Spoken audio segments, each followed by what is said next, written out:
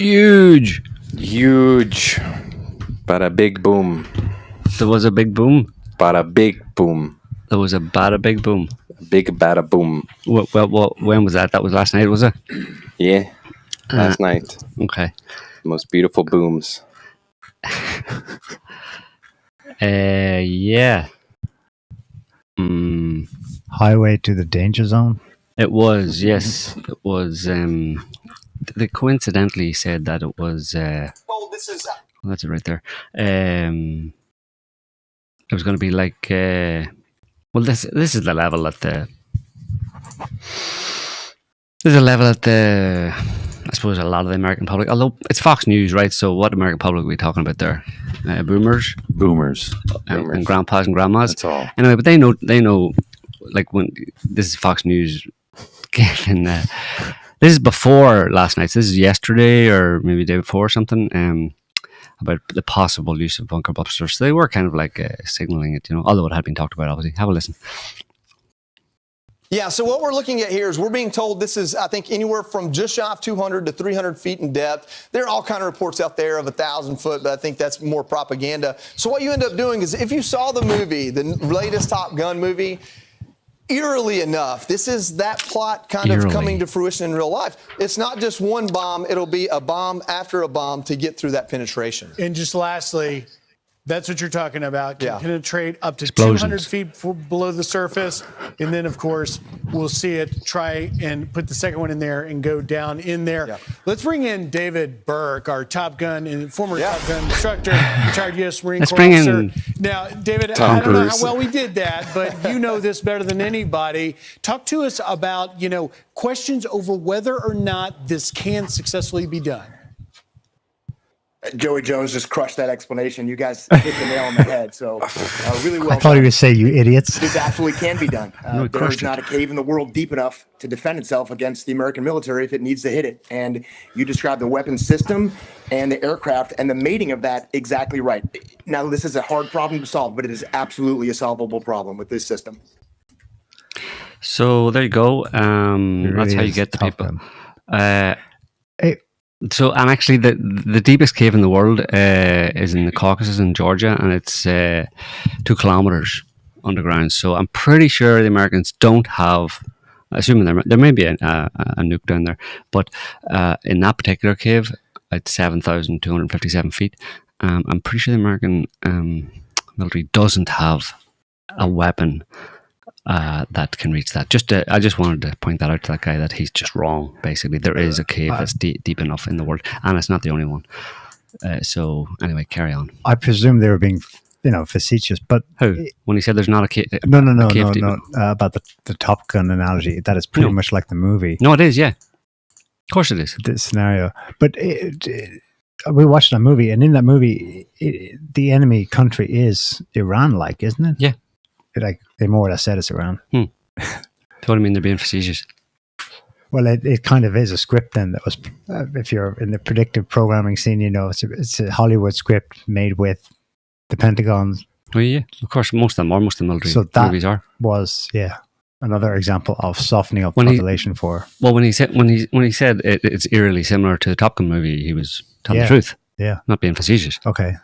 Right. Why do you think it's being facetious? Well, I'm laughing at it, thinking that's just silly because the Americans are kind of living in a Hollywood-esque bubble where they think reality plays out like in the Hollywood movies. Yeah, and he's here to tell you that it does. Okay, that was the whole point of him saying that. That's the whole point of Fox News and the point of the media is to kind of do their bit to try and get the American, to reach the American public, at least the boomers or the old people who watch Fox News, that just give them a reference for what this is all about. Because it's a bit complicated for them, and so the best thing to do is say, look, a few years ago, the U.S. military worked with the screenwriters for the second Top Gun movie, and they actually did it in such a way that it could be used for. Well, at the time was being used. It was used for propaganda because obviously Iran has been on that. Iran's nukes and stuff has been a problem, and Iran has been talked about for quite a long time. So it's not surprising that they used Iran and some kind of a weapons program or some kind of a threat to America deep in the mountains of Iran, and Tom Cruise had to fly this really dangerous mission. Yeah. hit a very and hit a very specific specific place, and then fly out and victorious, and everything was great. Yeah. So, yeah, I mean, it's evidence that it obviously doesn't happen all the time, because there's plenty of movies. Most military movies made by Hollywood are all made to one extent or another in conjunction with or with advisors from the US military, and they don't all come to pass, let's say, but it's overall it's generally programming, right? But like he said, it's eerily similar to the Top Gun movie. So yeah, and word has it that Tom Cruise was actually in one of those B-2 bombers on the way, and then he skydived out of it afterwards. Landed in Iran from a parachute. Fast. Huh? Started running very fast. Started running very fast. Well, he didn't start running. He just stuck a flag down and went, "Fuck yeah, America." and America, and then he left, and all of the Iranian people cheered and clapped. And he outran. Word has it that's he outran some MiGs. Yeah. No. So anyway, yeah. So they dropped their bunker busters, and I mean, did it have an effect? Don't know. Did it have the effect? They claimed it doesn't matter because America says so. Trump has said, since then has come out and said, Obliterated. It was all done and dusted, and we won. Yeah, boo, sucks to you. Now, Iran, you have to be nice and, Get back to negotiation table. Get back to negotiation table. This was just a warning. That really worked. They went right back to bombing Israel. Yes, and last night there was, after that attack, basically they fired 24 missiles at Israel and blew up parts of Tel Aviv and Haifa, which you don't actually see much. You see, there are, there's a decent amount of videos and stuff of, we can show a few of them if anybody wants to see them, but it's more of the same, basically. Different areas of Tel Aviv and Haifa being blown up. But you don't hear much about casualties. I've noted out of Israel, very quiet on the old casualty front. Which you'd assume that, given the videos and images of the destruction from the Iranian missiles, that there certainly are some casualties. But they're not touting it very much. The official number, 8? Official statements from each side: 430 Iranians killed, 3,500 injured. Mm-hmm. Iran's health ministry, and then Israeli officials report 25 killed and 2,500 injured. So right there, if you took the official statements, it's most likely the Israeli their ratio's off. If it's 3,500 to 2,500 injured, you'd expect about 10 times as many Israeli deaths, so around 250, and not the official 25, just to keep a ratio. 10 to 1, yeah. Yeah. Yeah. So, which is really strange, because the Israelis are known as the world's preeminent squealers. Yeah, hyping up. Squealers about any Jew who gets killed anywhere. Like, consider October 7th, and any time. I mean, what they've done in the past in Israel. Anytime, even anytime an Israeli was kidnapped. Or the entire called. world had to shit their pants, or what? Or catcalled. Or catcalled, even. Then it was like, oy gvei, kvetch. Oy vey, kvetch. The whole world has to look at me, poor Israel. Anti-Semite. Everybody's anti-Semite. And now it's like, they probably are being killed, and there's not a word. And the difference is that when Israel wants to appear to be a victim, it screams a lot about being attacked and beaten and abused and stuff, even though it's not really. And sometimes they're doing it to themselves, as is well known. But when they're actually being beat, then they go quiet, strong and victorious, so nobody gets killed. And we don't, we're not interested in talking about the Jewish casualties. A report on addressing that issue as to why there were so few civilians killed and injured and things, and at least a report that I saw was saying that it was because of the alarm system in Israel bunkers. And the safe houses. Everyone has a safe house that they go to, and that's why there's so few. Or their bunkers, the shelters. Yeah, maybe. has an effect, but I still think that they're underreporting their casualties just for propaganda purposes, which is normal in wartime. You know what I mean? The Americans do it all the time. There were far more soldiers killed, for example, in the Iraq War than was officially recognized. The Ukrainians are the kings of it. The Ukrainians have been doing it repeatedly over and over again, flipping the figures around between Ukrainian and Russian deaths and stuff. So, and of course, we suspect that the Houthis actually probably sank at least one U.S. Navy destroyer since the beginning of this year, or maybe since that whole thing has been going on at some point. But they certainly, there's evidence that they were doing significant damage to the US Navy, which is why Trump basically backed out of it, and basically surrendered. Again, it's not presented as a surrender, but in that conflict with the Houthis, America lost. America has lost in Ukraine, but you're not allowed to say that ever. Don't ever say that. So, and the media doesn't get to say it because everybody agrees that America is awesome and this kind of stuff. The American military is undefeatable. So, but certainly, it's normal for countries to play down their deaths of their civilians, or how much they're getting beaten, basically, because they believe that 50% of any kind of conflict is propaganda that translates to real world effects, right? So, that one I just sent you, Scotty. You were asking about a picture. That's a picture of supposedly the you can click on it, make it a bit bigger. Of the Fordow, the terrifying mountain one. That's the Fordow nuclear facility. This is from today. And so those are possible bomb entry points that have been marked there at the, on the top, just one side of the ridge of the mountain and the other side of the ridge of the mountain. Did it do anything? Did it achieve its objectives? It doesn't matter. Trump says it does. So Trump says it did. And therefore it did, right? And now it's like, let's move on. It's like, we're going to bomb the Houthis. Let's bomb the Houthis a few times. Then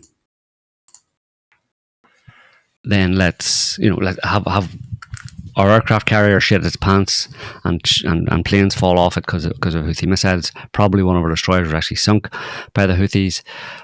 But let's bomb the Houthis a few times, blow up a few places, claim victory, and then move on to peace. And so that's Trump's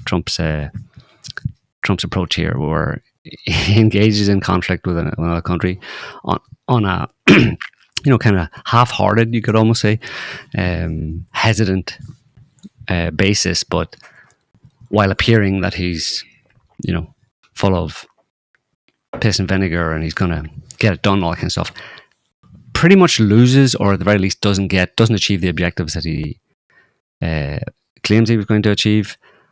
Then either claims that he did achieve those objectives or claims victory and that the opponent got severely smacked. And now we're moving on to peace quickly. But, Mr. President, what about the fact that it looks like you got your ass handed to you? We're moving on to peace. It's peace. We want the peace, okay? Yeah, but those Iranians want a piece of your ass. Look, stop talking about that. The Iranians say that fake news. The 3 sites in question were long since evacuated, which, well, of course, Fox News has been talking about this Fordow site for weeks. Mm-hmm. I mean, they advertised. If just for a moment opened up your mind to Trumpian 4D chess, his constant signaling is saying to Iran, get the stuff out. Kind of like the way Iran 4 or 5 years ago goes, get your troops into shelter in the base in Iraq. After they kill Soleimani, and then we're going to get revenge for Soleimani. Well, that's openly acknowledged that they, after Trump ordered the assassination of Soleimani, that the Americans asked the Iranians to respond proportionally. And the Iranians said, okay, we're picking that, Al-Assad air base in Iraq, and we're going to launch X number of missiles at that base. And here you're getting, 12 hours notice beforehand. So the Americans got their troops out of there and they fired the missiles at the base, and then everyone went home happy. Now that is actually what happened. There was that communication behind the scenes. Is that happening now? Well, you'd be kind of silly not to think that there's some level of that going on at the minute. Iran's Center for National Nuclear Safety says there's no radioactive, no signs of contamination at either site. Here's JD Vance on the aftermath, and he's he's parsing Trump speak into more eloquent normal speak so that people can actually understand what the fuck he actually is trying to say. So this is JD today, I think, this morning.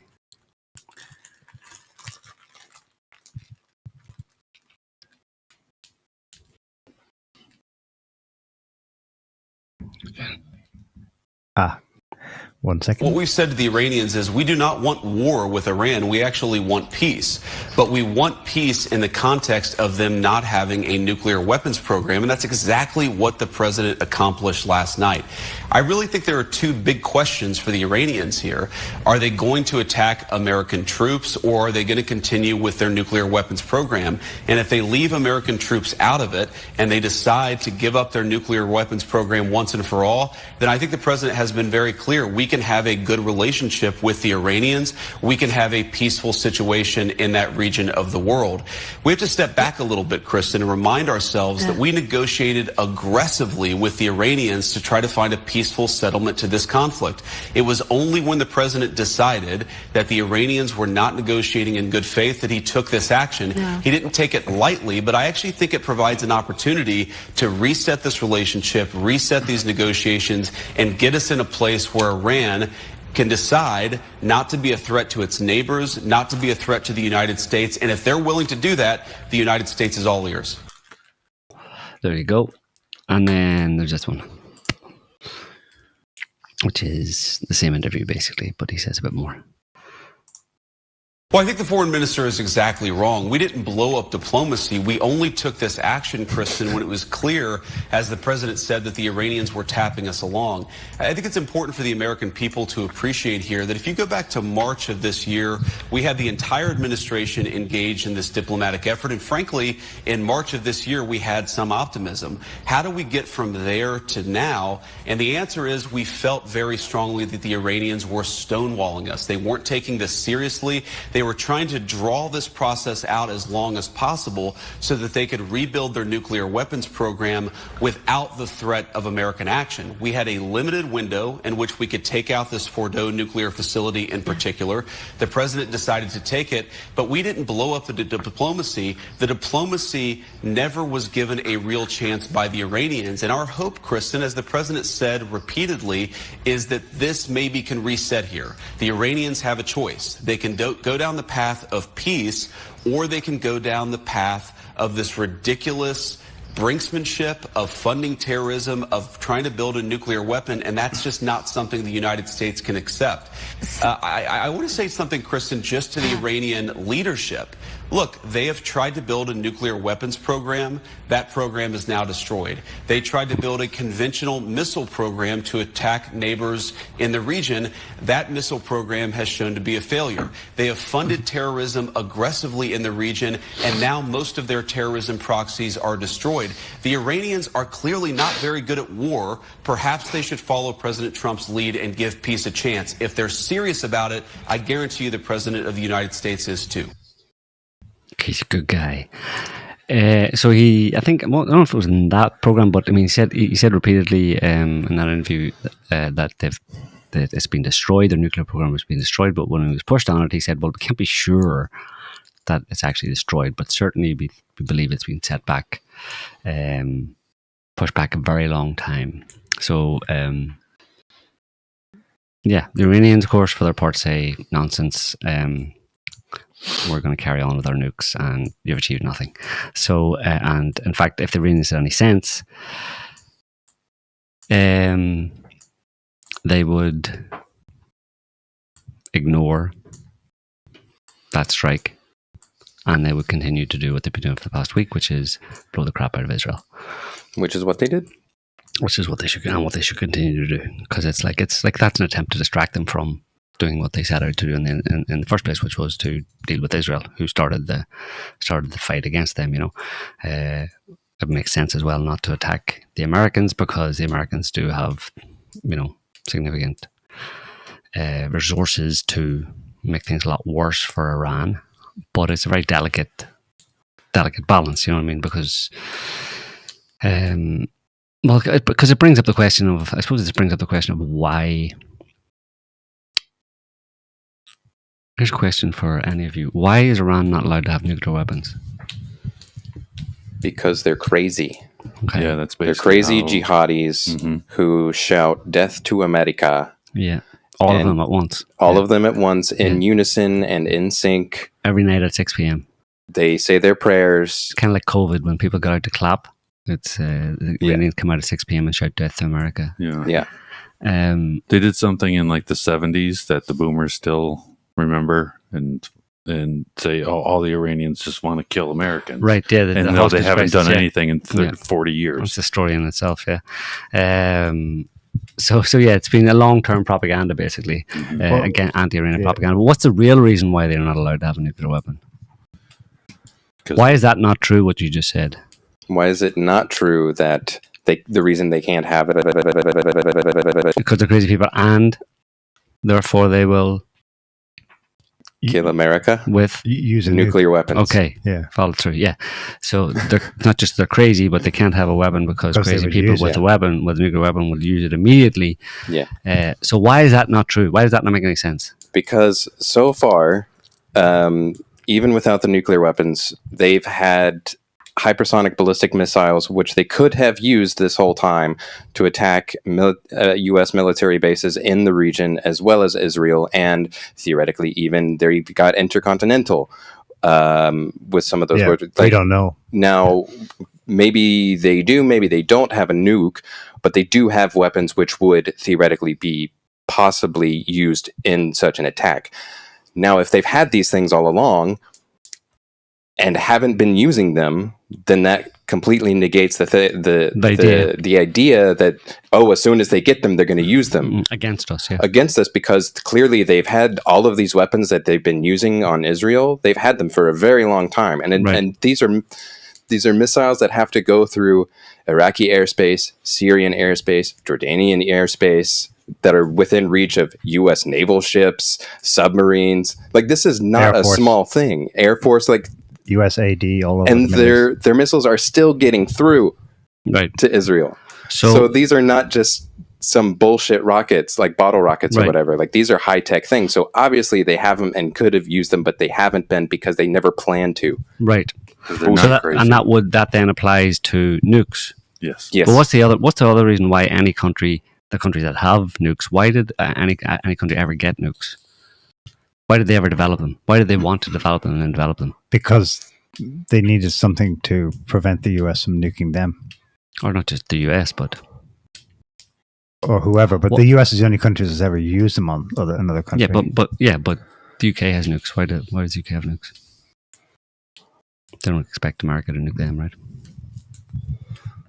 Must acquire bomb. It depends when they got them. Because Russia got them second, then China, I think, then UK, then France. It was all post-Second World War, yeah. I mean, North Korea's case is pretty crystal clear. They got it because a third of their population was eliminated in the Korean War by the US from the skies. Right, so what's the general point about it then? What's the general point about nukes? It's to ensure the existence of your country. Yes, I suppose in the extreme, but in a general sense, any country with nukes, with nuclear weapons, historically has wanted to get them, basically as deterrents, but at the same time, to join that club, join the big bags club, and shared destruction. Well, and have leverage. Basically, people can't attack you, can't touch you, and also there's the threat of offense as well. So it's not that, and it's not like in your face type thing. It's the only, basically every country apart from America, and that was an exception, let's say, that has ever developed nukes has never used them. So what's the point in having them? Well, everybody knows the point in having them. So then why would Iran want to have them? For exactly the same fucking reason. It wants to have insurance. I.e. not to use them. Yeah. but we're being told repeatedly that as soon as Iran gets a nuke, it's going to use it. Yeah, because which is nonsense, because Iran exists within the kind of community, the global community of nations. It has a history. They have collective memory. They have historical memory. They have political memory. They're within the political and geopolitical sphere. They understand how things work just as well, because they're not stupid, they're not retards, right? They understand all of these things, how the world works, let's say. And one way that the world works as it relates to nukes is that when you get nukes, every country that's ever had nukes since they've been available has sought to develop them for the purpose of not using them. Specifically, that's the point. I mean, it couldn't be any more diametrically opposed to what they claim about Iran. The reason countries get nukes, the countries that have them, that have developed nukes, the reason they wanted to get them was to not use them. It becomes specifically to not use them. People don't understand that. You develop a nuke to not use it. It just becomes another card in your hand, right? Going back to like what we've talked about before with Trump saying like, you don't have the cards. Like this is one of these major like superpower cards that if you get it and you've got it in your hand, like now your country, you've got cards. Now you've got the cards that you can negotiate with. Right. You have a much stronger negotiating starting position than if you don't have them. You're not weak, and you have some clout, and you can stand your ground, and you can get stuff that you otherwise wouldn't get. You can get respect. You have leverage. All this kind of stuff. You can play within the kind of the big boys club, let's say. Yeah. So following on then, why does Iran? Well, let's plug it into what we heard JD say. What is JD really saying here? They're not allowed to have a hand. They're not allowed to be at the big boys table. They're not allowed to have leverage. They're not allowed to have the same insurance policies. They're not allowed to have the same insurance policy that would ensure that would act as independence insurance for an independent policy. Sovereignty. And they're a problem specifically. So other countries, generally speaking, the nuclear club doesn't want anybody else to have nukes. And I suppose technically it's a good idea to not just it be an open market on nukes and everybody like Micronesia can have nukes as well, because you don't know. It's you don't know who'll get a hold of them, and it should be only responsible countries. This is the plausible rationale. This is why there's a non-proliferation treaty. Yeah. This is why Russia signed on to the JCPOA with Iran, because it shares the same essential overall. But Americans have twisted that global interpretation into something else. They're taking advantage of people's saner reasons for why there shouldn't be more and more countries developing nukes for a different reason. Yeah. So, then the reason Iran specifically is not allowed to have nukes, even though it has a right to them by the standards set by America and the West in particular, and allowing Israel to have nukes. There's no reason why Iran shouldn't have nukes, except when you pull out those crazy mullahs, they'll blow up themselves. Right, they'll use it on themselves. That's how crazy those people are, so they're like kids, you know what I mean? This bullshit narrative, but Israel can. The Israelis are probably the biggest nutbag psychos on the planet right now. So if anybody shouldn't have nukes, it's them. But the main reason Iran can't have nukes in particular is because of where it is in the Middle East. Long-term strategically important part of the world because of the resources they're in, and because of the size of the country, 90, 100 million people, and the resources that Iran has in terms of oil and gas that are, relatively unexploited because of all the sanctions that have been placed on Iran, because Iran is trying to develop a nuclear weapon. Kind of circular logic there, and also because of Iran's potential strategic positioning, because of its resources and all that kind of stuff in terms of a multipolar world, or the knitting together of Eurasia through China's One Belt, One Road, that kind of stuff. And China has been, been cozying up to Iran over the past, 10 or 15 years significantly because for that reason, it gets quite a lot of it. So I think it buys something like 90% of Iran's oil, China. Anyway, what were we going to say? Well, just that Well, I was going to ask a question. Is the basic premise for why Israel began this bombing Iran because of quote unquote they're about to get a nuclear weapon even correct? And like you kind of just went into that about how, well, it seems like that's not even what it's really about. No. I think I mean it stood out for me from day one, like, and long before now actually, because they've been talking about Iran's nuclear weapons and all this kind of stuff for a long time. Bibi's been talking about it for about 30 years, almost every year at the UN. He's ranted on about it and repeatedly gone over and over again about Iran's nuclear weapons. They're 2 weeks from getting the nuclear weapon, right? They have been for 30 years. So if that's true, if they were 2 weeks or 6 weeks, whatever it was, or 2 months from getting a nuclear weapon in 1995, then surely over the following 30 years, that 2 weeks or 6 weeks time frame would have fit into 25 years. You know what I'm saying? That if I'm about to get something and then you give me 25 years, if I'm like 6 weeks from getting something and you say, look, I'll come back 25 years later and see, did you get that thing that was going to take you 6 weeks to get? Probably I got it, no? There's a good chance, like. Yeah. And especially if every single year, you know, and this is in the absence of them actually doing anything to stop Iran from, over that 25 years, to stop Iran from actually getting what they claimed it was trying to get, which was a nuclear weapon. So basically what I'm saying is either that's been a lie all the way along, and Iran was never developing nuclear weapons, had never any intention to develop nuclear weapons. There's a fatwa against nuclear weapons in the Iranian, handed down by the mullahs, let's say, the Iranian clerics, or Iran is cunning.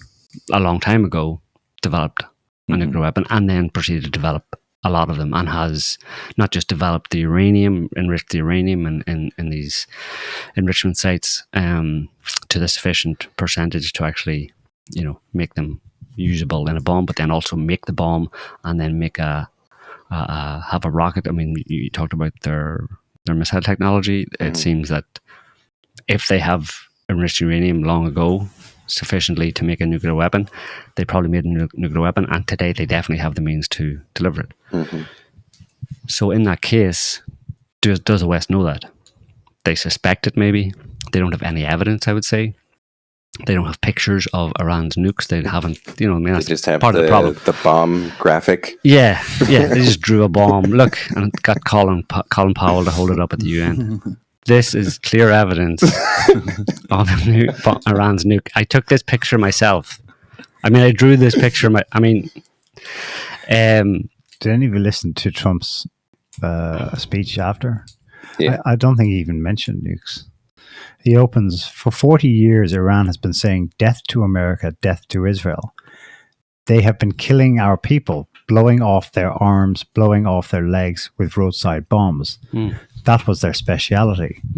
We, the Americans, lost over 1,000 people and hundreds of thousands throughout the Middle East and around the world have died as a direct result of their hate in particular. So many were killed by their general Qasem Soleimani. I decided a long time ago that I would not let this happen. It will not continue. What in the name of all that is nuclear is Trump talking about here? Because he's not talking about nukes. It's talking about their involvement in the Iraq invasion. It's also kind of like they're gonna bomb Iran to stop Iranian people and whatever from hating America. Yeah, that doesn't seem like it's going to work. No, it does the opposite effect, right? If I don't like you, and then you decide to start punching me in the face, I think it's very likely that at some point I'm going to become so delirious that I will. My dislike of you will increase, is what you mean. In the opposite direction. So I'll start to love you because you just keep beating me so much that I get Stockholm Syndrome. They've been doing this in the Middle East for decades now, like creating the very enemies that they say exist. Well, what he's referring to there is about Soleimani and stuff. And involved in the deaths of American soldiers. Yeah, but that's newsflash to Trump. That's called war. You know, when you invade a foreign country and then whoever pushes back against you and your soldiers die. That's what it's called. You know, they're not. I mean, it's almost like for Trump, American soldiers are as precious as the Jews are for the Israelis. You know what I mean? Americans are almost American soldiers are the chosen people as well. You dare not touch one head on an American soldier's head. Like, even when he invades your country, really, is that a reasonable position to take? Right, you know, right? Is that about accurate? We lost about 1,000. I presume he means soldiers. Yeah, who, for sure. and then we presume he means In Iraq. because of Iranian assistance to the Iraqi insurgency. Okay, and what's the hundreds of thousands throughout the Middle East? Because this is another linchpin of Israeli and Washington propaganda, that Iran is the head of a terror network hydra that spread its tentacles. I suppose I would... The flip is that what he's really talking about is the anti-terror networks of the People's Militia, the PMUs in Iraq, the Houthis in Yemen. The Houthis were fighting Al-Qaeda and Saudi Arabia before that. So, yes, hundreds of thousands have died engaging in the proxy war. And American people are told by Trump that, no, they're the terrorists killing our boys. Of course. And there's this little detail that Trump should, you know, Trump is obviously a blowhard, you know what I mean? Whatever you think about him, he's obviously, he talks shit a lot, he makes things up. That's well known. And doesn't necessarily mean that he's all bad, but he does talk an awful lot of shit. Like this is a headline that I commented on. As other Arab states condemn Israeli attacks on Iran, Syria is notably silent. And I was like, the former second in command of ISIS and Al-Qaeda, who's installed as president of Syria by the US and Israel, appears not to condemn Israel or the US. Shocking. That's just blowing my mind. How could that even happen? And but of course, you know, whoever this was, New York Times or something, they're like, he's notably silent. Syria was once amongst the closest allies of Iran, but the new government resents Tehran's support for the Assad regime and has played. No, it's not that he doesn't resent transport to the Assad regime. It's that he was installed by the Israelis and the Americans as the quote-unquote president of Syria, and he's a former ISIS head chopper. That's why he doesn't, because he's a bought and paid for jihadi nutbag, bought and paid for by America and Israel, and that's why he doesn't say anything bad against him. Like, I mean, it's not that hard, New York Times, to really draw that conclusion. You know what I mean? Yeah. Side note, that's probably from last week, because it's as other Arab states condemn Israeli attacks. Yeah, they did. Since the US attack in Iran, Saudi Arabia, pretty tepid, expressed concern, but Qatar explicitly condemned the attack, warning that it could lead to catastrophic consequences. Oman also called it an illegal aggression. So, yeah, the US controls the Middle East, but officially they're like, what the fuck are you doing? Well, they have to say that. Qatar's next door, though. They have to say that for various reasons. First and foremost, it's kind of Arab unity, right? I mean, as much as America kind of controls the Middle East and all that kind of stuff, they pander to their populations and their kind of Arab identity, basically. And, you know, so it's a no-no for them to come out and say, we love America in the same way. Israel gets to say that, of course, but none of the Arab states have ever come out and explicitly, you know, in when it comes down to it, sucked American ass over their neighbors, over other Arab or Middle Eastern neighbors. I mean, just from the point of view of their populations, you know, I mean, that wouldn't go down well. They've always done that. Yeah, and obviously it bears no resemblance to what they do behind the scenes and all that kind of stuff. But publicly, they have to say that, and they're also probably a bit concerned about the whole thing maybe blowing up. I mean, they hope it won't, but they all are to one extent or another dependent on oil and gas in the region for their income and for their lifestyles. So if things did go, you know, pear-shaped in that respect, they would all very quickly be in financial trouble. You know, as would America, as would Israel.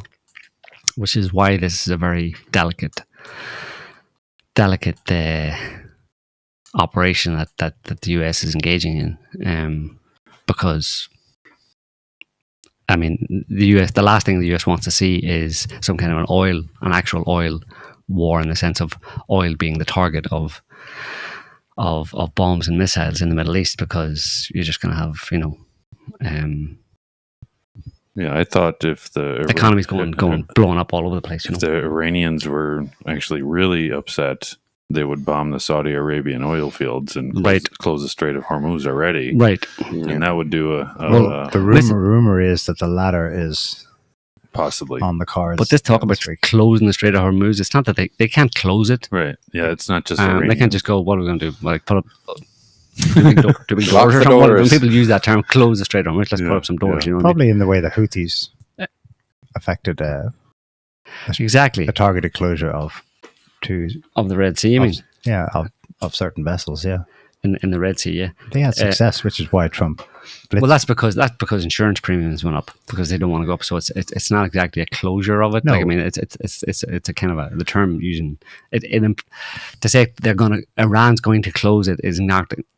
It's too literal. There are no doors there. And not even their ships or anything like that. They wouldn't blockade it or anything like that. You know, it's more like if there were to be some kind of if they started firing at oil tankers or whatever, or in somewhere or other in that general area, if missiles started flying across the Strait of Hormuz, let's say, then ships simply don't want to go there anymore. The insurance premiums go up so much that it's not worth for the shipping companies. It's too expensive because shipping premiums go up. It's too expensive for them to actually use it, so they stop using it, and then they have to go around the Horn of Africa. It's remarkable that the premiums are still affordable. Yeah, well, they have gone up. Yeah, every day, Iranian missiles are fucking lobbed over, and at 50 different sites between there, around the Gulf, through the desert, all the way to the fucking Mediterranean. But that's because there's an understanding. There's missiles going up to try and take them down. That's because there's an understanding, and this exposes the meme or the trope of the crazy Iranian mullahs who will just like they have no self-interest or no self-preservation instincts or whatever. They'll just wreck the place. Yeah. Obviously, they have as much to lose as anybody else in that kind of an oil war. Because I mean, there's they were taking action on it. Actually, there's an island off the coast of Karg.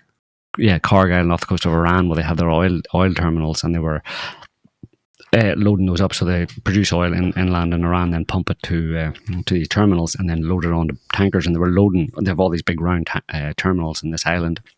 It's their main kind of dispensary, let's say, onto ships, onto tankers, and they were loading they're pumping all the oil, filling up the big tanks, and then pumping it all onto ships and sending the ships out to sea, basically, to avoid. Because they thought that the Israelis or the Americans or whoever might actually do that. So they were unsure enough about the intentions, probably the Israelis particularly, because I think they were fairly sure that America wouldn't want to do that. The Israelis wouldn't give a shit. That would be the Israeli Samson option. The Israeli Samson option wouldn't be nukes necessarily. It would be more like blowing up the global economy by fucking with starting an oil war, a literal oil war, let's say, by blowing up oil terminals and then provoking an Iranian response against Saudi oil terminals. Like, I think the Houthis did that about, I don't know when it was, 2017 or 15 or something like that. Quite a while ago, the Houthis fired 2 drones, I think it was drones, at Iranian oil refineries. They hit 2 locations. They did, but there was also another mystery attack that, do you remember, inflicted much more serious damage on Saudi sites, and the helicopters didn't belong to the Houthis. And no one ever said who it was, but we suspected it was Israel. But that alone had enough to like reduce, or it reduced hit global oil supplies by 5%. Yeah. No, technically, like just 2 refineries were hit, and it wasn't even that big, but that was enough. So you can imagine if somebody actually went after them. Yeah, in earnest, and that would have serious repercussions for America. Obviously, oil price would go through the roof, and that has all sorts of bad repercussions for pretty much for everybody, for the global economy. So, and everybody's tied into it, so including the Iranians. So nobody wants to do that except for the Israelis, in a certain sense, as their kind of sanction option. But the Israelis would be in trouble too. So it's very hard to know where this is going to go. But Trump, the way Trump's talking, he's like, look, we bombed you, and let's just do peace now, okay? But it smacks of that strike against Syria in 2017. Yeah. When CNN was like, "Oh my God, So beautiful. now he's a real president." He's my president. Really, they were coming on screen like it was just CNN was just like, "Wow, finally, a president who does a bombing." Oh, bomb me, Mr. President. But we know that was a one-off. It was calculated as well. Calculated. They hit mostly empty airfields. Yeah. The Russians / Syrian could deflect or neutralize most of the Tomahawks. Doesn't this is kind of anticlimactic because Trump is warning about 2 weeks, and you yourself were noting all the large volumes of U.S. material en route to the region just as of yesterday. It looked big. Trump gave 2 weeks, and then suddenly they did something quick, instant last night. We see, and it seems. But they did that initially, right? Psyopy, like. Well, it's not psyopy. Theatrics. It's the art of the deal, right? It's the art of the deal adjusted for warmongering for military purposes. So Trump's economic art. Trump is a businessman. People know this, but they don't realize that he really is a businessman. That's all he knows. He doesn't know anything about politics. He doesn't care about anything about politics. The whole way that you're meant to do political speak and the way you're meant to do things behind the scenes and stuff. He doesn't understand any of that. He has no experience in that. He has only one experience, and it's as a reality TV star. He's literally a reality TV star. That's his main thing. That's what he's bringing to the office of the White House, reality TV. So the whole way that politics has worked in most countries in the world previously, which is that you have all these long-term career politicians and bureaucrats and advisors who organize things behind the scenes, and they present it to the public in a very calculated way, the way it's always been calculated in political speak, so that people don't really know, and you only tell them what they need to know at a particular time to keep them quiet and happy, because that's the social contract. You all do your political big scary stuff, and we all just get on with our normal lives, and that's the way everybody likes it. Trump comes along and says, y'all are going to be part of this presidency. This is direct democracy, but fucking with bells on, you know what I mean? This is direct democracy up the wazoo. I'm going to tell you every single thing. So it's like every day, it's like, Trump show, reality TV, White House reality TV. Tune in tomorrow, folks, for the latest installment on what I'm going to do with Iran. Yeah. Will I bomb them? Won't I bomb them? Who knows? Tune in. That's literally what he's doing. Yeah. But he has his then art of the deal, which is his political or his business dealing philosophy, and he's applying that to this situation. It works fine, and it worked previously with the tariffs. You see the same thing with the tariffs. 500% tariffs on China. You like those tariffs, China? What are you going to do about that? Let's wait and see. I don't know. China just goes, like I said this last week, I think. China just goes, hang on, let us think about that for a while. Okay, I see you don't like my tariffs. They're too much. You're hurting a lot. I'm going to back off. Big win for me. Thanks. Next, move on. And it's like, what? Who? We haven't even responded yet. But what? Yeah. Just let's move on. Peace. Tariffs. Peace tariffs. Here's a thought. But he adjusted for military purposes. So he used the tariffs, and now he's adjusting it for military purposes, which we saw yesterday.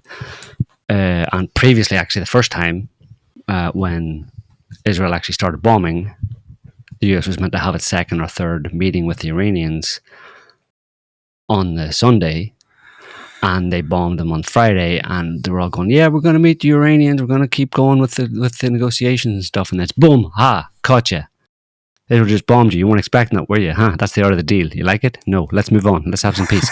No. And then he's like, so then the Iranians go, holy fuck. I mean, you just screwed us over. You just, like, you lied to us. You deceived us. Trump's like, yes, I did. Did you like it? Whatever. That's how I work. That's how I roll. But listen, let's have peace. We're not going to do that again. So, okay, Israel's bombed you for a while, for 5-6 days. You're hurting a lot. Negotiations. I'll give it 2 weeks. I'm leaving it. He said it literally 2 days ago. to everybody. 2 weeks diplomacy. I'm going to give it 2 weeks max. And then boom, we bombed you again. Did you like it? And it's like, oh, fuck me, Jesus Christ, what do we do with these people? So Trump can get away with doing that twice, right? Yeah. We can't do it a third time. Nobody's going to listen to him anymore. You can do that kind of thing twice because there's a kind of game theory aspect to it, because it's like the Iranians are like, okay, they deceived us the first time by letting Israel launch this attack on us while they were saying they were going to be talking to us and there would be no attack. And now he's saying, okay, let's have a pause or let's negotiate again. And your first instinct is, nah, dude, like a week ago, you just fucking deceived me with that kind of bullshit. I'm not believing you again. But then they go, hang on. He wouldn't be that stupid as to think that he could get away with that again, right? I mean, within a week, basically, like pulling the same move again. Yeah. So he's not that crazy. He's not ridiculous. He doesn't think we're that stupid. He's not that stupid, and he doesn't think we're that stupid. So maybe he's serious this time. And it's like, boom, no, I'm not. I wasn't serious. So you only get to do that twice. Because the Iranians won't go through the same process again and go, oh, maybe he wouldn't be crazy enough to do it a third time, would he? Yeah, he would. I was going to say, in poker, we call that leveling. Right. Because you're thinking multiple moves ahead. That's why people have this whole thing of 5D chess and all that bullshit, you know? And it's pretty standard stuff that goes on in business all the time. And that's where, like I said, that's where Trump's coming from, you know? So they did it actually last night as well. They did kind of try to do it a second time, except they weren't, well, it was part of the second deception, let's say, because a few days ago they had, they did all these air bridging, you know, deployments from the US over to Europe with these tankers, these refueling tankers, and they had fleets of F-22 jets and all that kind of stuff. But 25 tankers, refueling tankers, all coming from the US and from Europe and to Europe and towards the Middle East. And and then 2 days ago, they let it be known, or it was known from flight radar data and stuff, that like 4 or 5 or whatever B-2 bombers had left the Midwest, somewhere in the Midwest in the US, and were coming eastwards. So the closest way to, for example, Diego Garcia, which is about 4,000 kilometers south of Iran and staging for the American/British staging island in the Indian Ocean there. I think they stopped in Guam. So they flew from somewhere in the US, westward, to Guam in the Pacific. And then they were going to be moving on to Diego Garcia. And this was all to telegraph the idea that these B-2 bombers, which carry these bunker buster bombs, were going to then be obviously going to then attack, make good on this proposed or planned attack on the Fordo, on the nuclear sites in Iran. But what the Iranians didn't know is that was a deception. So that was like delaying the whole thing, thinking, oh, we'll watch these planes coming over. But instead, they actually had them come in secret from, like, say, the east coast somewhere, east coast of the US, and flew eastwards over Europe and bombed directly and fueled in midair. There's people on Twitter who said they saw the B-2s fly over them in the US. Right. Towards the east. Yeah. And Hegseth actually confirmed that today after the fact, right? He said basically that deception involved, it was called Operation Midnight Hammer. The best hammer. Operation Midnight one. Midnight Hammer Time. Commending the American military who performed flawlessly during the mission, Hegseth said that part of the fleet of B-2 bombers flew west over the Pacific as a decoy, while the main strike package headed east before striking Iran at about 6:40 p.m. Eastern Standard Time. Main package. My main package. So a little bit of deception in the second deception there. So that's Trump's beautiful, huge, never before seen military art of the deal going on right there. But now it's all peace. We want peace, and that's all there is to it. So question is, what do the Iranians do? If I were them, I would bring focus back on the problem. It's hard to know what the Iranians are actually. Well, there's a statement from their president. Yeah, even with their statements, it's hard to know. I know. Chinese Xinhua reports that the civilian leader to the president, Pezeshkian, their new president, he's got an Armenian name, issued his first response to last night's U.S. strikes, strongly condemning the attack and stating that Washington had to intervene after Tel Aviv's inability to achieve its objectives. That sounds reality-based.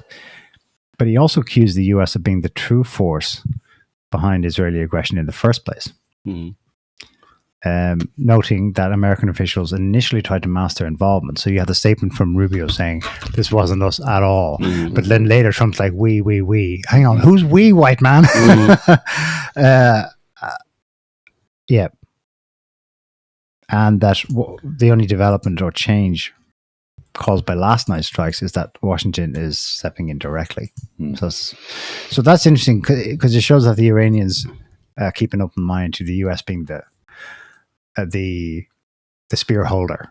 Israel is in like the analogy from last week. Israel is the tip of the spear, but the one wielding the spear is the U.S. And that's completely antithetical to the most popular opinion that we can see online, which is that, oh my God, Israel has corrupted the U.S. They've got to Trump, and they're making him do this. And another thing to consider strategically is that this isn't the Iranians' first rodeo with Trump. This is secret, so this has never been acknowledged.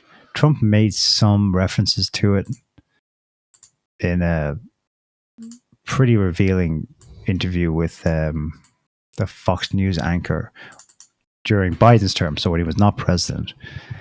You remember when he was saying that we're all set to go with Israel to take out Soleimani, but they backed out. So we went ahead and did it anyway. That's interesting, no? You would expect Israel to be, we want to be in on that propaganda coup, but they chickened out of that. Why? That was Trump's doing. To avoid them being attacked by Iran. Attacked by Iran, of course. So it depends on the situation. This time it was switched around where Israel takes the heat by launching the attack initially, which is the point is, like, I used Quatu, and I know Quatu is a good guy, but so it's evil Quatu, right? Quatu from Total Recall. Total Recall. There is no difference between Israel and America. People don't seem to understand that. There's no difference. When it comes to the Middle East, there's no difference. Israel is, and always was, an American military garrison in the Middle East. It may as well be staffed by American troops. Okay, but then... In fact, a lot of it is. Question.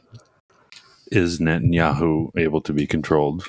That's a different topic of whether or not any particular leader of Israel will be going a bit too far. It doesn't mean that in the case that Netanyahu fell out of favor or it was decided that Netanyahu had to go, that it would change that equation. Some new leader, some new prime minister would be installed in Israel, and it would still be America's Israel, right? Because, like I said last week, Israel was set up in the Middle East by Western powers, let's say back 100 years ago, but certainly since the actual creation of the state of Israel, Israel has been America's beast entirely, and is there, like I said, as a garrison to control the Middle East. Do you still need it if you've got Iraq? That's essentially an They American don't have Iraq. military base, no? Politically, they don't have it. Politically, they don't. Politically, you will never have any Arab country, let's say, fully, which is why they needed Israel, a non-Arab, Judeo-Christian, quote unquote, although Judaism and Christianity have literally nothing to do with each other. Right. The same even for Saudi Arabia. Yeah. It extends from the same time period. Roosevelt on the aircraft carrier meeting the king of Saudi Arabia, and it's tight. It's super tight, but could go in Saudi Arabia is not going our shared Islamo-Christian values.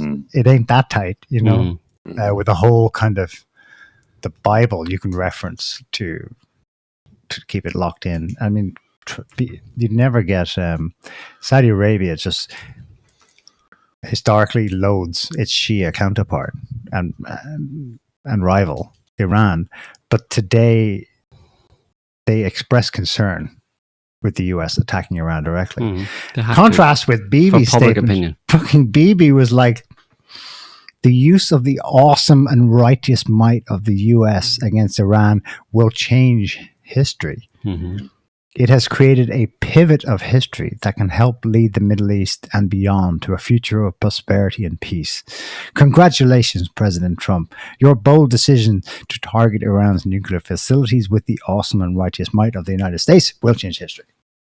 So you'll never hear anyone else say that. It's kind of like, if you look at history, it's kind of like a no-brainer. It doesn't happen. What the Americans have done in the Middle East with Israel is completely unnatural, and it's bizarre that it's lasted so long. Mm-hmm. Throughout history, there's no kind of homogenous or even loosely homogenous, let's say, loosely bound together group of people, even if they have their differences or internal differences, they always do, that has been invaded by an absolutely foreign entity that has nothing to do with their culture, has no relationship to it, but dominates those people in that region, and doesn't get massive pushback and eventually kicked out. I mean, people think Irish people and British people are the same, and they're white, they're Northeastern European, all that kind of stuff. The Irish people lived on an island, literally at some parts like 20 miles away from that other big island of the English, and they fought the fuckers tooth and nail, and they're exactly the same as them. Let's say, but it was just the fact that they were invading and trying to occupy our country provokes a massive backlash, and it doesn't go away, and it lasts forever. So the idea that the fact that the Americans have been able to do what they've done, like I said, carve out a chunk of land and call it a state and have it persist for 80 years in amongst a totally foreign people and dominate them and oppress them and treat them badly, it's taken massive resources and massive active will to actually keep that going all that time. It's completely unnatural from a historical point of view. So that's why, in order to maintain, but for them it was existential. Israel was set up in the Middle East largely because, in the advent of after the Industrial Revolution and the coming online of oil as being, the single most important thing in terms of economic and military power, that had become that at that time, and they knew it would continue on for a long time afterwards. It was absolutely existential for whoever had the great idea of dominating that part of the world where most of those resources were to control it in perpetuity. And the only way they were going to be able to do that was to actually, it's one thing, because invasions and actual garrisons, military outposts to try and control a restive province of these foreigners who are sitting on our oil in their country 6,000 miles away. It never lasts, it lasts for a while, but it never lasts. It takes a massive amount of energy to do that militarily. So the genius idea was, let's have our own little piece of America effectively right here in the Middle East. And let's call it a country and give it country status and have it recognized by the UN. And a religion. And give it a religion that is, closely aligned with us after we fucking write this new Bible called the Schofield Bible, which basically ties Judaism. Exactly. And putting it in that perspective, you really couldn't have picked a better group of people than the Jews. Of course. Because who are super paranoid about being attacked and this is our homeland. And getting into it a little bit from what what's his name? Russell Gmirkin wrote about Plato and the reason why he wrote The Republic, and what he was saying about, well, if you want to create a homogenous group of people that's going to last in perpetuity, you need to do a certain number of things. And then some proto-Jews came across Plato's Republic and was like, this is a really good idea. Mm-hmm. And then they implemented it. Yep. So Judaism as a religion, as a people, put the religion aside for a little bit, just look at the people and the way they got programmed by the religion. It was with the expressed purpose of creating a group of people who would be able to do exactly this thing. And it's strange. Which is an odd thing. Very strange. It's like going back to what the Fox News guys were saying about, well, it's kind of eerie that it just so happens to match up. It's eerily coincidental. It's eerily similar to like, this movie. And newsflash, dude, that's not a coincidence. And it's eerie, but it's not a coincidence. In this case, then, like looking at this, and it's like, well, the Jew seems to have been programmed to be doing a specific thing that, strangely enough, it is now serves the purpose of doing. It's weird. I'm just asking questions. Yep, it's super weird. But and the other thing about it is that during all of this, the Israelis, I mean, it's just those. Did you see the video? I don't know who it is. It's some. You saw the video, I think, of it's a speech basically by some black American, probably a Christian. Not a Christian Zionist, but probably a Christian preacher or whatever who just... I think I know what it is. Have you not seen it? No, the guys have seen they it. They use AI to recreate Malcolm X's voice. Okay, that was his speech, right. Okay. No, it's not even a speech because it's updated for current events. They use his voice using AI. Okay. The TikTok channel is called Malcolm_X. Yeah.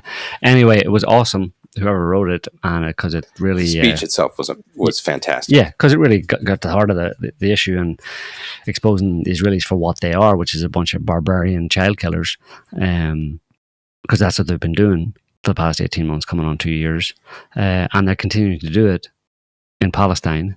Now that they've destroyed Gaza pretty much entirely and corralled a couple of million people or less. After killing maybe 200, 300,000 of them, 70% of them women and children, the rest of the 2 million that were there are corralled into the south of the country, and they're all basically starving. They're being given meager handouts by the Israelis now and again, and when they come to these food kind of like distribution centres, the Israelis literally just open fire and kill them all. I think 114 of them were killed the other day. You don't know if you're going to go... They just slaughter them. Like literally, where you're just watching people like in a concentration camp, like it was Nazi Germany. Well, now like a Nazi German soldier in the Warsaw Ghetto, gathering a bunch of the Jews in the Warsaw Ghetto together and then just gunning them all down. That's literally what's happening. Well, that's when the concentration camp became death camps.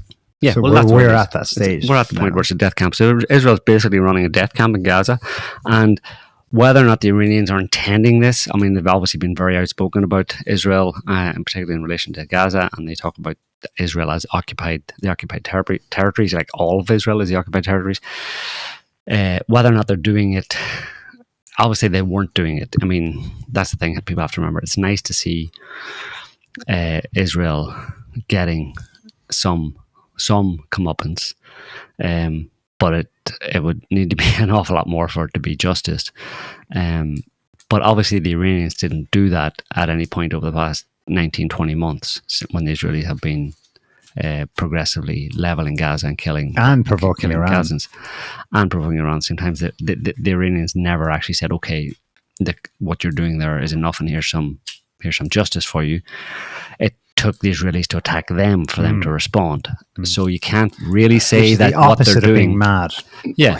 Well, yeah, exactly. So you can't really say they're doing it to protect the Palestinians. Like, you Sorry for that truth, but there you go. I think you could make a case for it, though. Like, because if they were going to do something outright without having any other provocation other than just that, the backlash for it, because of the way the world works, it wouldn't have worked long term. Yeah, that would have been bad for them. Yeah, well, they have to because they would have been seen as the aggressor. The Western media would easily have had a field day. Yeah, but exactly. Instead, if they are strategic, Iran has, quote, waited to be attacked. And now it's unloading. Yeah. And the media is still being, but nowhere near as Iran's at fault because it was, as you'd think. Because in Europe, the media is not like Fox News is about Iran, huh? Because this time it was quite obvious. All right, we're in negotiations. Oh, by the way, Israel just killed the Iranian negotiator and they've bombed Iran. You're like, well, there's your aggressor right there. Right.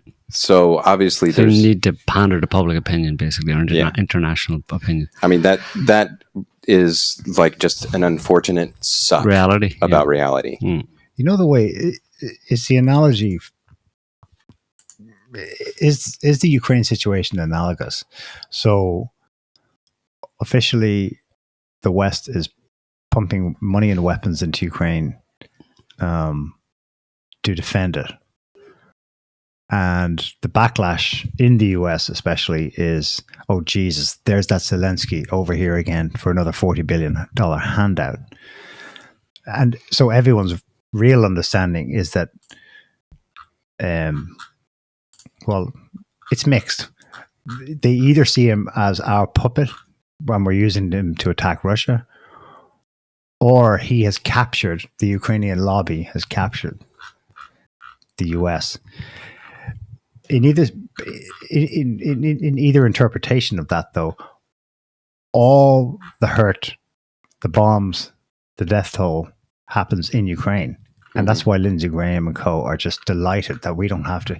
Then they're trying to tell the Republicans, Mitch McConnell's trying to tell Team MAGA, but there's no loss for us here. Are you joking? The war's taking place 6,000 miles away. So now transfer that to Israel. Israel's getting smacked. How on earth can that be? How can Israel be the leader in this if they're the loser? Who's losing? Israel's losing. It's getting the hits. The US isn't getting the hits. You know. Well, America was never going to get the hits, right? America never gets hit. Yeah. By anybody, because it lives far away in a land far away. Israel is more than willing to take, having assessed the whole thing, more than willing to take these hits in the interest of bringing America into. Okay. And it's not over, right? Yeah. To bring Iran to heel. And the psychos like Netanyahu, etc., don't give a shit about Israeli people. Like they don't give a shit about any people. They scream and cry bloody murderer when it suits them to justify their situation, their victimhood status, and try and get people to support them so they can achieve some murderous goal. But whenever it's decided that, look, this is the game plan this time, you're going to have to take some hits here from Iran in order to achieve this goal. Well, then, okay, well, we'll keep the Israeli casualties on a low down. We're not going to complain about it very much, whatever, it's fine, we'll pretend it's fine. Like previously, whenever anybody touched one hair on a Jew's head, I shit my pants and screamed to the highest court in the land that everybody had to come to my rescue. Now, when a bunch of Jews are hit, are killed, I don't care, I don't mind. They're collateral because it serves to a bigger agenda. And ultimately, I don't give a shit anyway. I don't care shit about Jewish people. Yeah. And of course, neither do the Christian Zionists. No. As we heard, Ted Cruz try to articulate their perspective on things last week, or that other fella, the former Arkansas governor, Huckabee. Israel, Ted right? Cruz is gay, no? Yeah. Yeah.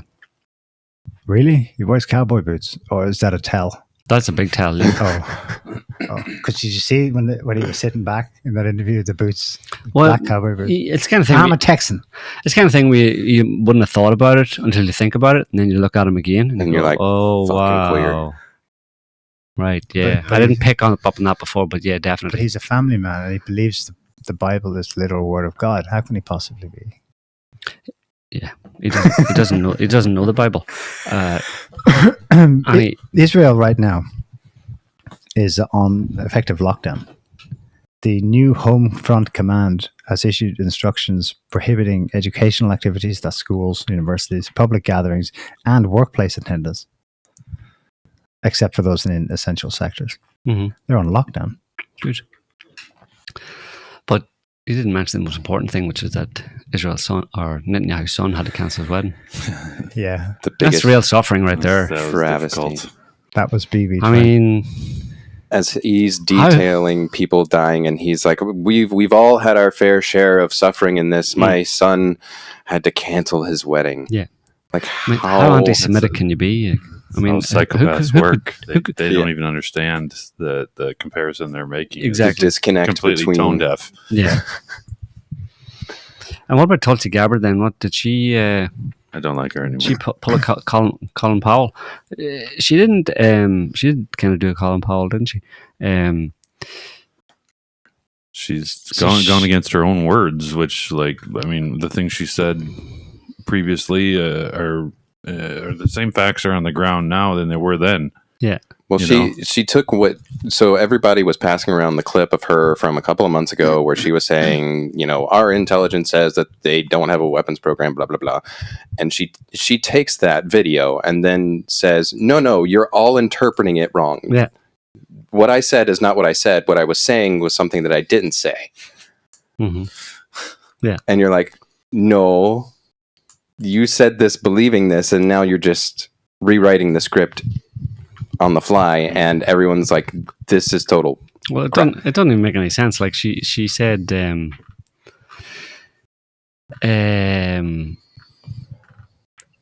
was a desperate attempt, and obviously, like after Trump coming out and saying that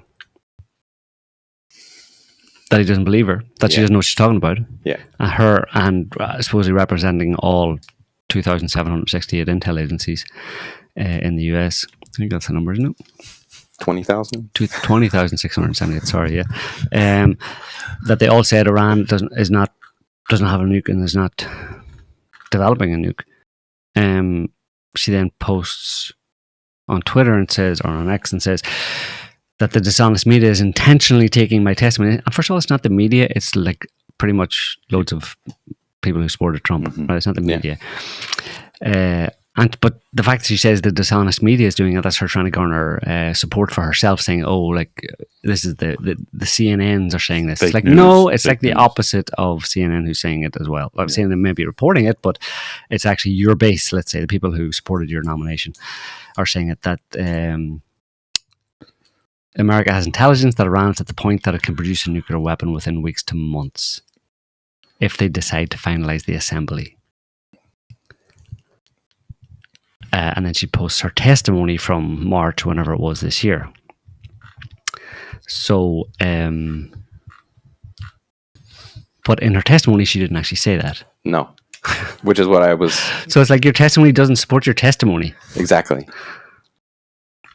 Double speak. So she's just trying to not get fired by Trump, is what's going on there. She's being loyal to Trump, right? Yeah. She's trying not to get fired. So that's for now. That still works in her favor, because I suppose we have to have a working assumption that Trump is in his orange-like wisdom.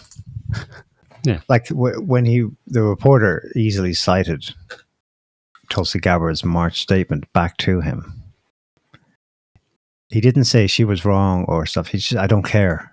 Mm-hmm. As in, things have moved on. I know stuff. I know something you don't. Yeah, so where's he getting his information from? Anyone? Well, everyone on Twitter or everyone on X seems to say got it from a group of people in the Middle East. He got it from Micronesia, right? Wear a little hat. He got it from Outer Mongolia, the Outer Mongolian intelligence, of course, or the Brits. Jesus spoke to him in the night because he knows bullshit. Who, Trump? The nuke thing. But they have no nukes. Well, yeah, they suspect it.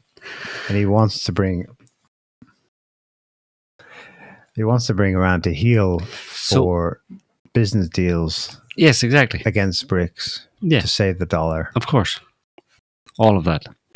So it's basically, just to recap for people, it's true that Iran probably, not only is Iran developing nukes or intending to develop nukes, it probably has had one for a very long time. The Americans and Israelis suspect this. So when they say we have to stop Iran from having a nuke, it's kind of a bit of bullshit, because they kind of suspect that it already does. Whether they know or not, it doesn't matter, but they see it as it's a danger, it's a threat. Iran is a threat. It has been a threat and is a threat, and now's the time to do something about it. It's been a threat for quite a long time. Now, for some reason, at this point in time, it's time to do something about it, because time's getting short, and the American empire might collapse, or we got this multipolar world and BRICS and all that kind of stuff is moving too fast. We've kind of lost in Ukraine. We need to deal with the Middle East. We need to lock the Middle East down, and Iran is a problem. So we need to bring Iran to heel.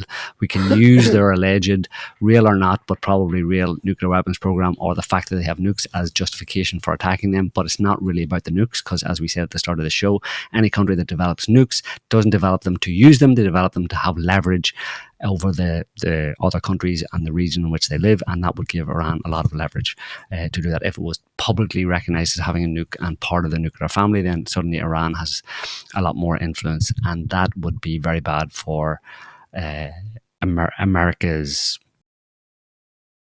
power and influence. So you could put it very simply and succinctly as a nuclear weapon allows Iran to pursue national interests that are not, which are not in alignment favor. With America's interests. And so in order to keep American hegemony, or even to get Iran out of the position of being able to pursue its own sovereign national interests, it must be brought to heel in some way or other. And Trump's not sure exactly how that's going to go.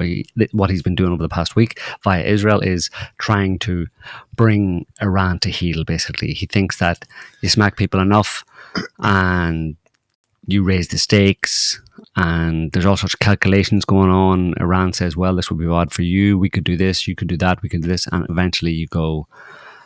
It's almost like his philosophy is, if you want to make a deal with someone, if this was done the opposite way, like I was talking earlier on, that he takes his art of the deal business philosophy and has applied it to military approach.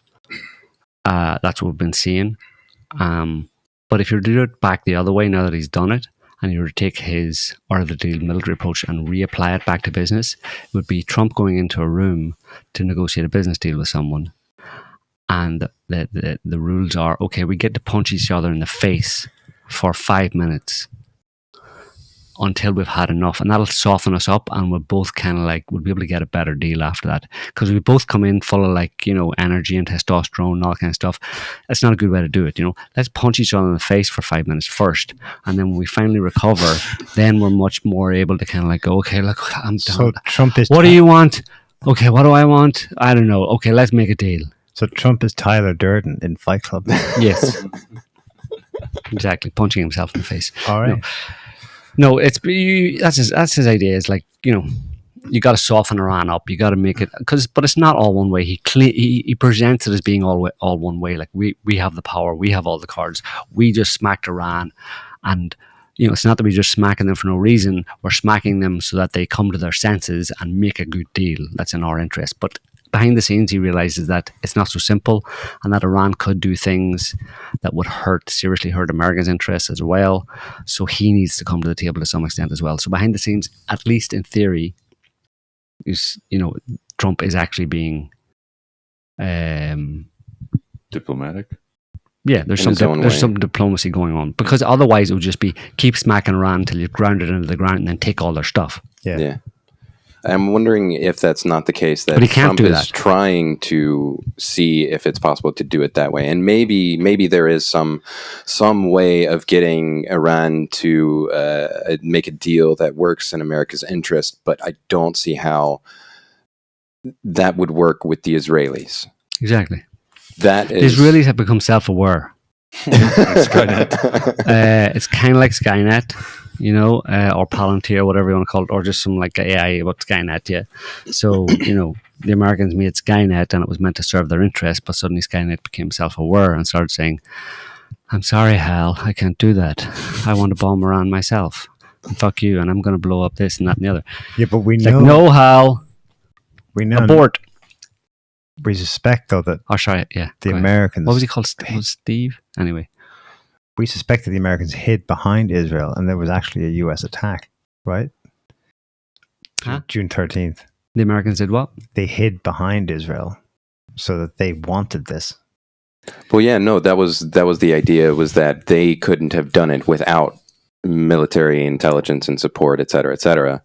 Well, again, it's hand and glove type stuff, yeah, as it always has been with Israel and the US. You know what I mean? There's nobody hiding behind another. It's like, Quato. It's like Quato hiding behind the guy that he's a symbiotic protrusion of. Of course, he's hiding behind him. He's stuck to him. You can't. There's no other position you can take. But it's also both in a sense, because Israel, it's always possible that Israel has its own interest. Like Trump, quote unquote, Americans hid behind Israel. They didn't hide behind Israel. They used Israel to open proceedings, to open the conflict, to start the conflict, so Israel would take the heat, so that American bases wouldn't be the first things that were struck at all. Israel decides to take the heat because they're going to sacrifice themselves for their master, for their best friend. Sacrifice themselves. Like I said, they don't really care. And they've done the assessment and all that kind of stuff, and they know that Iran isn't able to like completely level Tel Aviv or Haifa. They'll be able to create some damage and some destruction, but it won't go that far. So it's not a big sacrifice, really. So Israel does this because it's always been in Israel's interest, because Israel has their own particular interests in the Middle East in terms of they live there. America doesn't live there, right? America's interest in the Middle East in terms of the broad global dynamics and the Russia and China, the multipolar world and all that kind of stuff. They need to keep control of the Middle East, but they've always kept control of the Middle East largely from a distance with some troops here and there, but they don't actually live there. Don't have that much skin in the game in the sense of them actually being on the ground. They don't have a country. America isn't situated in the Middle East. Israel is. So by definition, there is a bit of difference between the two because it's more existential. It's geopolitically and economically existential for America to maintain control over the Middle East, but they're at a remove because they're 6,000 miles away. The actual homeland is 6,000 miles away. Those same interests are there for Israel geopolitically and economically and power-wise in the Middle East, but they also live there. So it's a little bit more prescient, let's say, or a little bit more... the risks are higher. Yes, and to that extent, there could be some slight divergence as time evolves between American and Israeli interests, if things, and especially with Trump, who seems to have some, I don't know what it actually is, but because he's such a blowhard, but generally speaking, he has this idea of making speak softly and carry a big stick, basically, but he's prefers to speak softly and prefers to do deals and all that kind of stuff, whereas Israel at a certain point, or maybe over this past couple of weeks, Israel decided that, look, your deals with Iran and all that kind of stuff are not a good idea, and we don't think that's the way it's going. It's not. They're like JD Vance was saying, they're just tapping us along. Basically, they're playing us. They're not really serious about making any kind of deal, so we need to smack them. But Trump's like, okay, we'll smack them, but we'll smack them and then see what happens. We're not just going to do an Iraq. We're not boots in the ground. We're not going to occupy the country, none of that stuff. We're not interested in doing that. Whereas Israel might be, well, watch this. Maybe you should. And get them committed. So they're not exactly honest with each other, I suppose. And I wanted to ask, what if there's a little curveball thrown in here and Iran gets a nuke from a legitimate source, such as Uncle Kim in North Korea, which is something that has been floated on X. And, I mean, I don't know how... Nobody knows, really. Maybe there probably are some books and all that kind of stuff, but I don't know if anybody knows exactly how that kind of thing works. Nuclear proliferation. I know there was all sorts of stuff with Pakistan back in the day selling, because you have to think selling that nukes or equipment for nuclear weapons and stuff outside of Pakistan. So there is a history of black market trading of nukes and that kind of stuff, or alleged black market trading of the materials to build nukes, let's say, or materials to build nuclear enrichment facilities. So it's been around for quite a long time, but how would that fat kid get the nuke from Pyongyang to a submarine, I would think. A submarine? Yeah. I mean, I don't know. But we'll have to go through China, no? You'd have to think that Chinese wouldn't want that. Yeah, through China, but regime change in Iran. I could see how Kim Jong-un would see that as an existential threat. To him? Yes. Why? Well, I mean, it's just... Well, you can argue that they all see it that way. You know what I mean? That they should all see it that way. Right. China sees it that. It's not that Iran is an existential threat to like the destruction of Iran would be a threat to China, but they would see it as a move, one more move closer on the chessboard, let's say. But at the same time, if America is bogged down with some kind of a conflict with Iran, it means that it has no resources really to focus on China. Yeah. So the Chinese are happy enough to let America engage in these conflicts, like in Ukraine and now in Iran, because it takes the heat off them. It means that the eye of Sauron isn't isn't pointed in their direction. Yeah. But if eventually, if those countries were to fall, yeah, and then the American empire was to get its way in that respect, well, then they would move on to China. So they're certainly keeping a close eye on it. They've been condemning it and all that kind of stuff.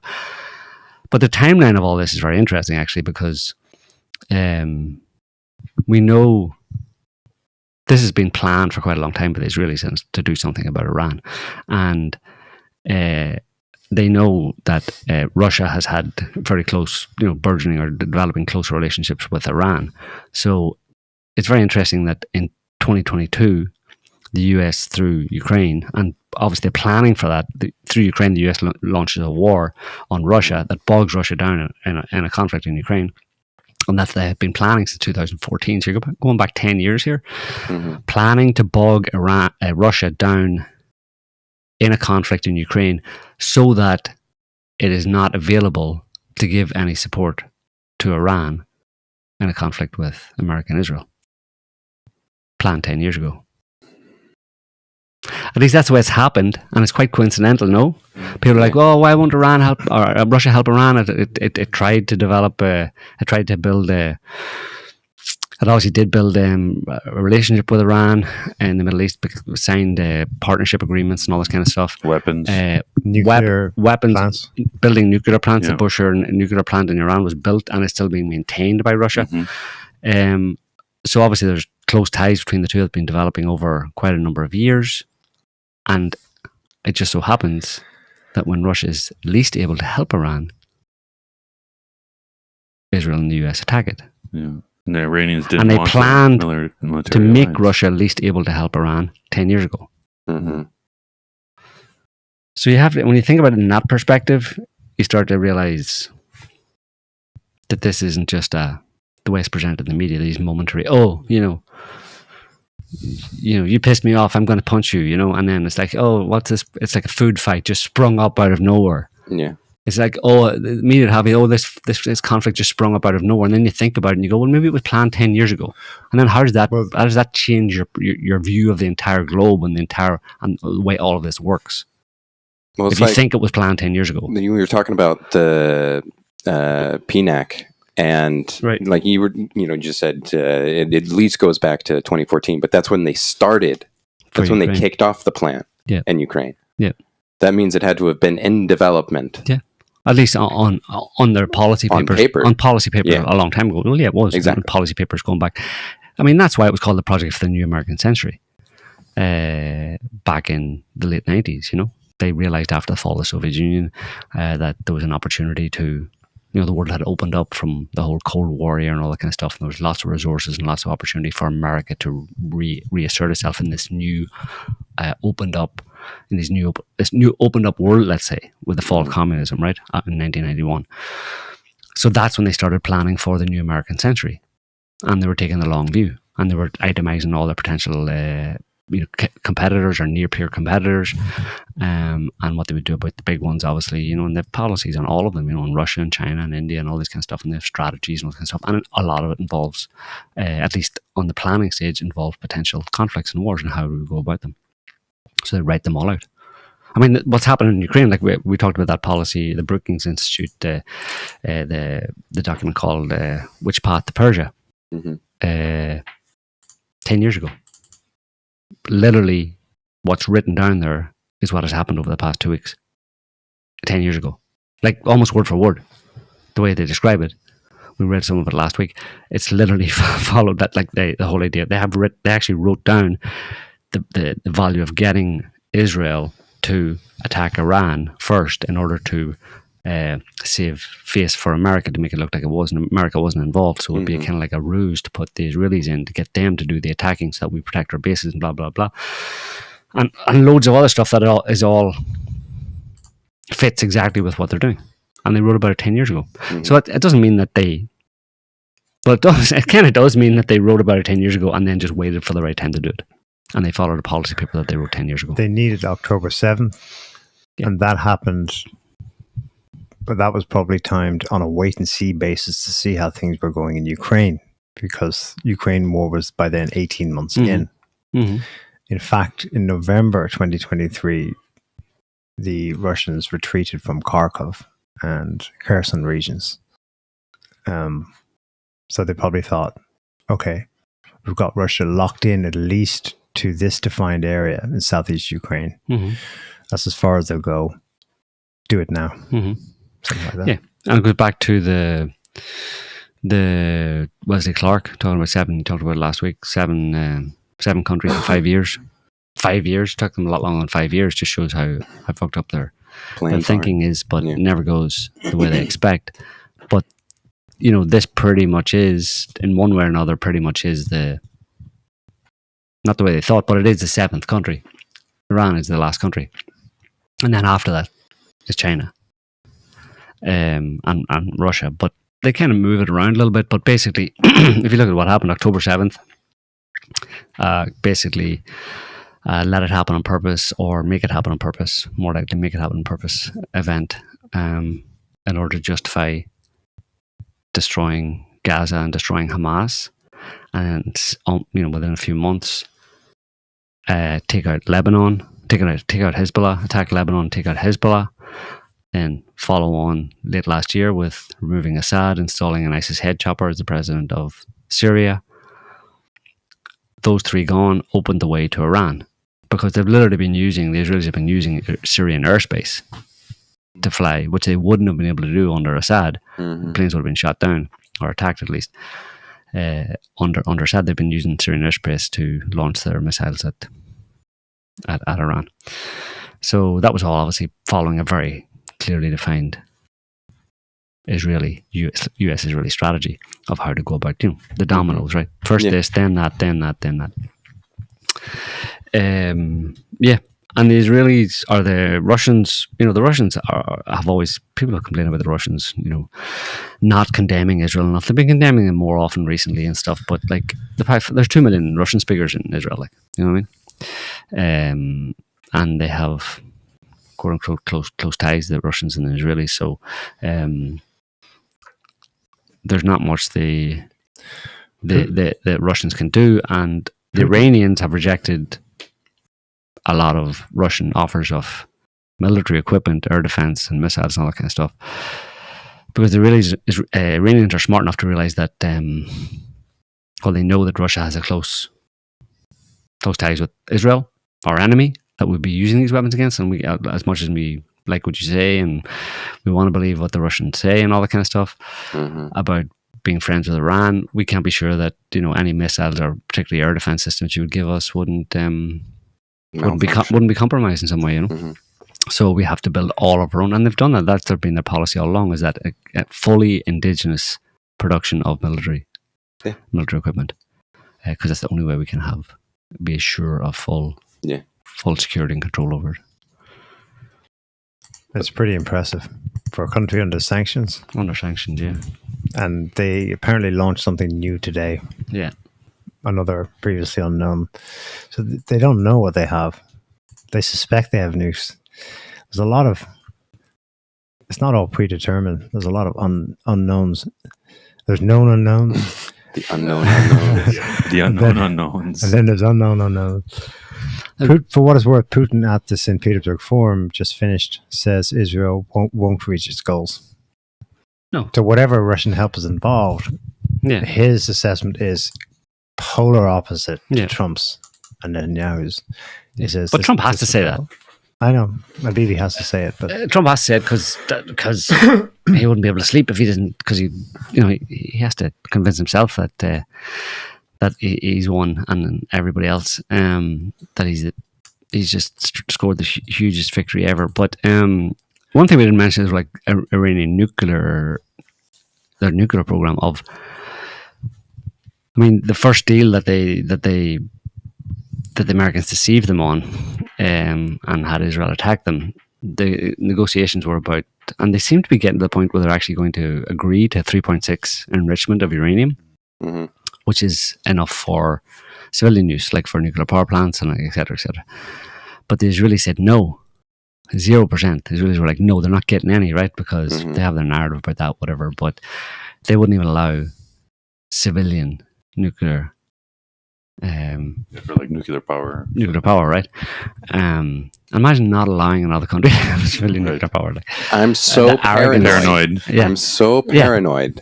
But the reason the Iranians want that, because when the Israelis say no, and then the Americans, it's all kind of complicated. The Iranians are going, look, just for civilian purposes, 3.6%, but that means we have to have the centrifuges and all that kind of stuff. And the problem is, once you have that, you enrich to 3.6%, you can go ahead and enrich further on and to have a nuclear weapon up to 90%, 85-90%, which gives you the ability to have a nuclear weapon.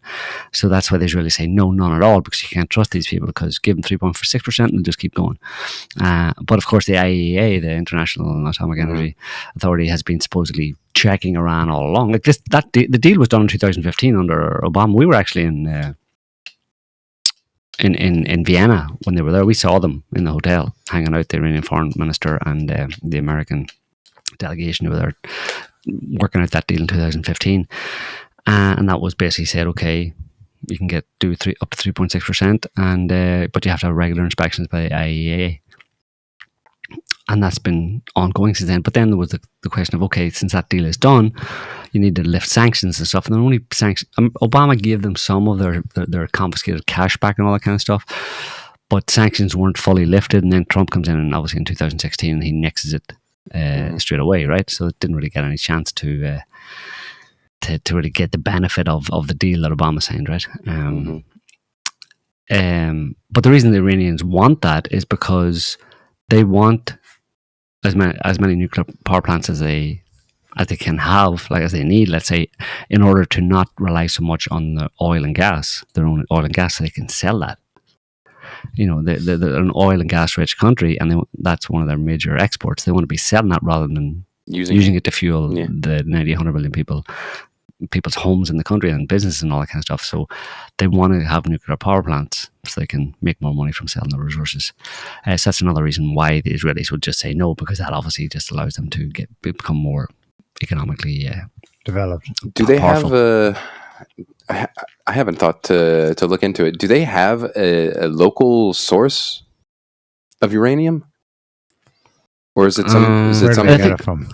Well, I think they do. Yeah, I mean, I think a lot of places have. I mean, it depends. I'm not 100% sure. It's just from. It's a rock, basically. You get it from rocks. You mine it, and then extract it, basically. Refine it, and then further refine it and all that kind of stuff.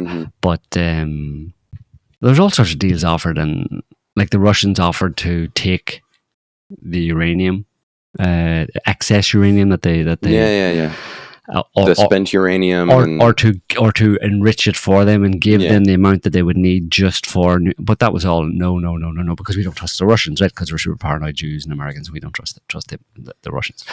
So it's always just been no. You're not allowed to have any of it, and it's ridiculous, It's absolutely ridiculous, like that anybody can dictate that to another country, even up to and including having a nuclear weapon, that should be something that should be. I should have the right to a nuke. Yes. Yeah. Well, I mean, Iran mines its own uranium. Yeah. See, that opened large mines in the last decade. That is why I was asking, because that puts a whole different spin on it.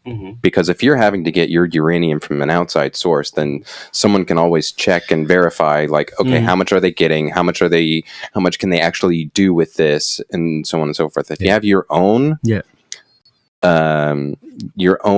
source of the uranium, you you can kind of do what you want. You're also you become king in the world where it's no longer the financialization and the globalization of things that count, but the actual possession of things. That's why France in the multipolar world is effed.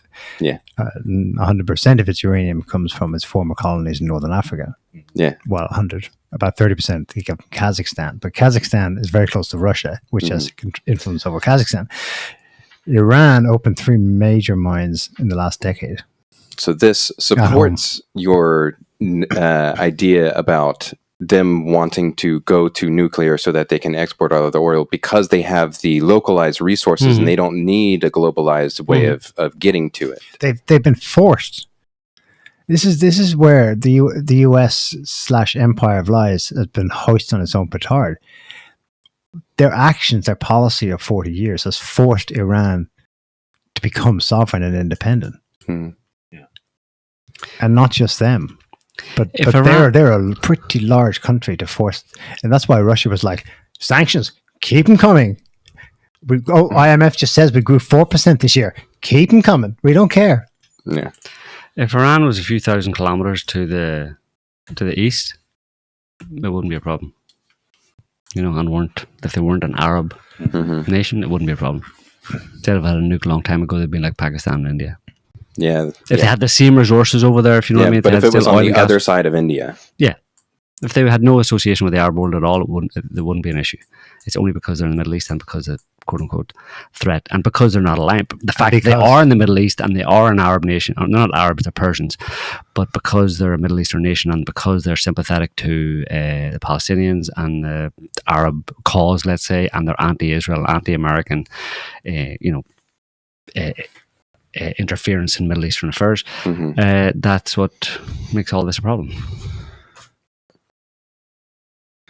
That's all well and good, Joe, but did you go to Sunday school? What's that got to do with it? Ted Cruz. Oh, yeah. Tucker Carlson's like, do you know the population of Iran? Oh, I went to Sunday school. What?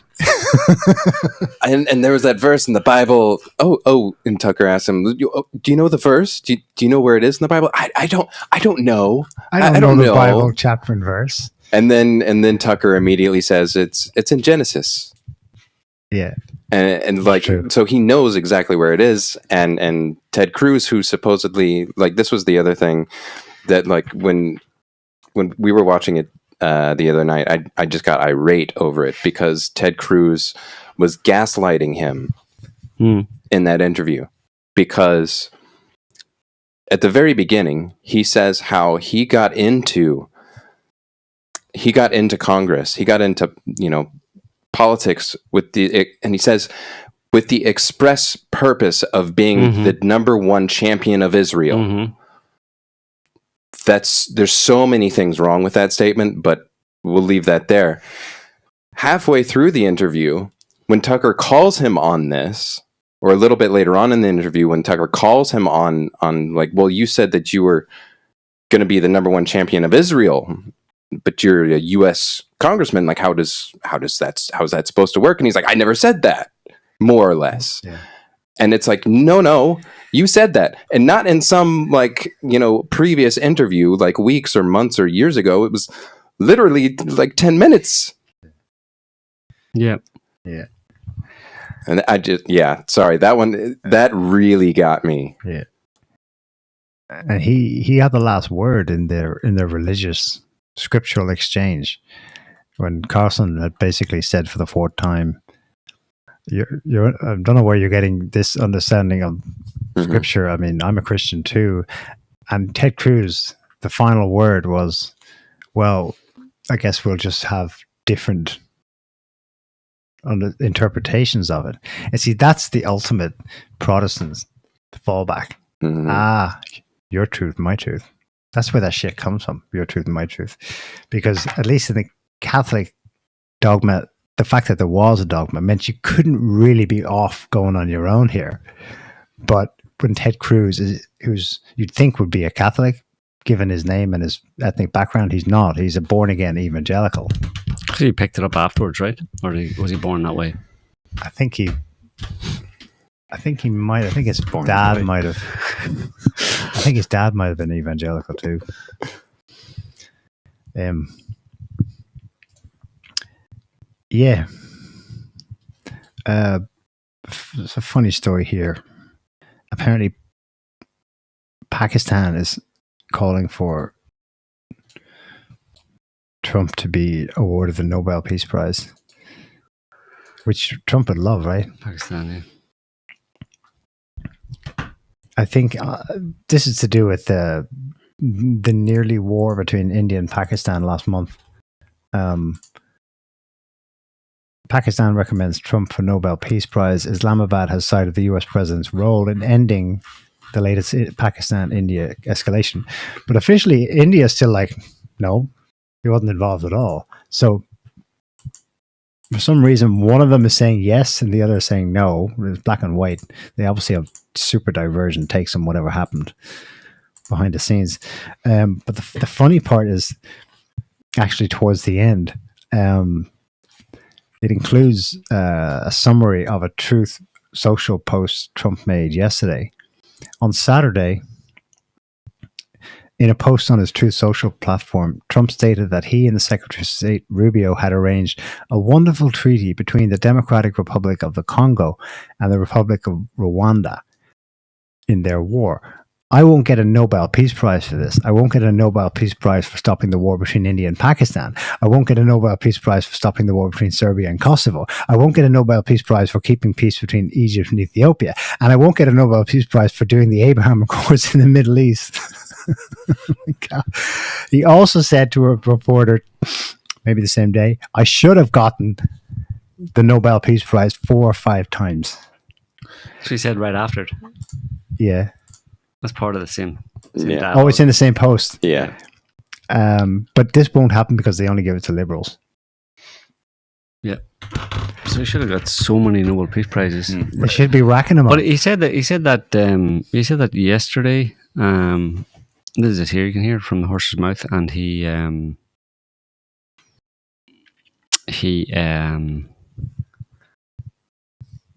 just after like more or less starting a new war, you know. Well, they should give me the Nobel Prize for Rwanda, and if you look the Congo, or you could say Serbia, Kosovo, you could say a lot of them. You could say, the big one is India and Pakistan.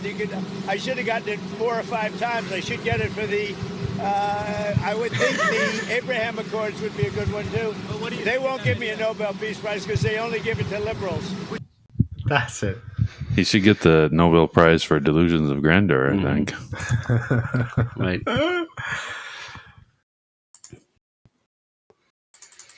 So that's what happens when you elect a reality TV show guy. I mean, that's all he knows. I mean, that's how he talks to people, you know. Oh, are we He all? says that That's shit. my fault? Yeah, that's you did it. It was Well, either him or or- Twatmala Harris. Yeah. So I mean, we did what we could with what we had. Yeah, at the time, yeah.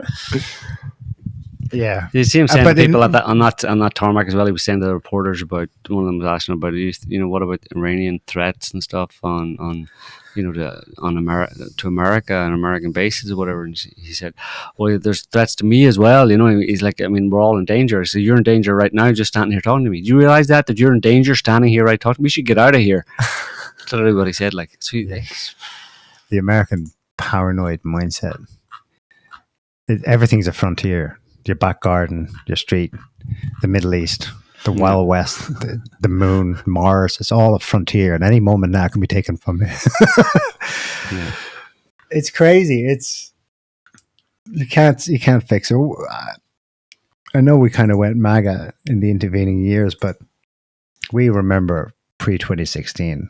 We were blackpilled before the term existed. Mm-hmm. yeah. That there was no structural way in hell the United Mhm. States was going to ever be any different, Mhm. absent some catastrophic and catalyzing event, Mhm. but not a fake one, a real one. And here we are. We're not there yet, but they're toying with bringing on catastrophe. Would you say for now we should keep an even keel by thinking that Iran is precisely because they're not suicidal and mullah-y. Yeah.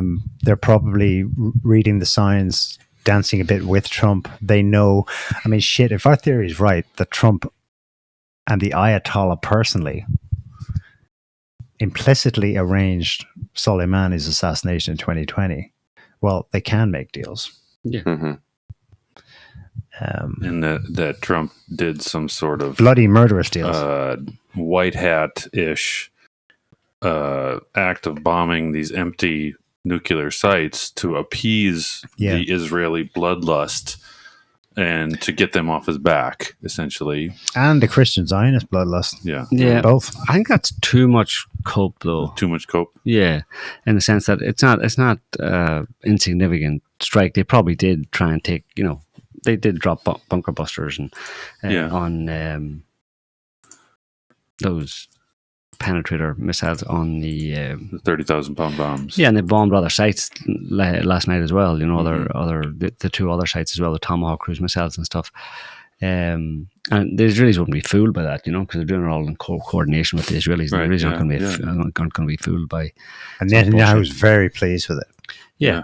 So it wasn't nothing. But the Iranians say no damage was really done. Yeah.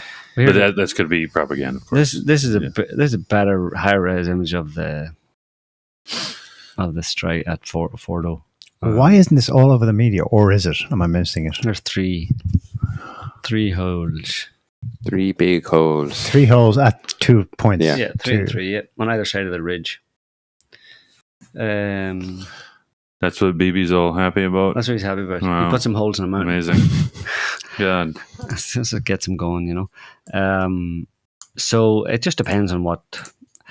It depends. The real question is separating the negotiated settlements and backroom deals and all that kind of stuff from. Most people think this is the way a street fight happens. Two people who don't know each other, they start punching the head of each other, and then there's no staging to it, right?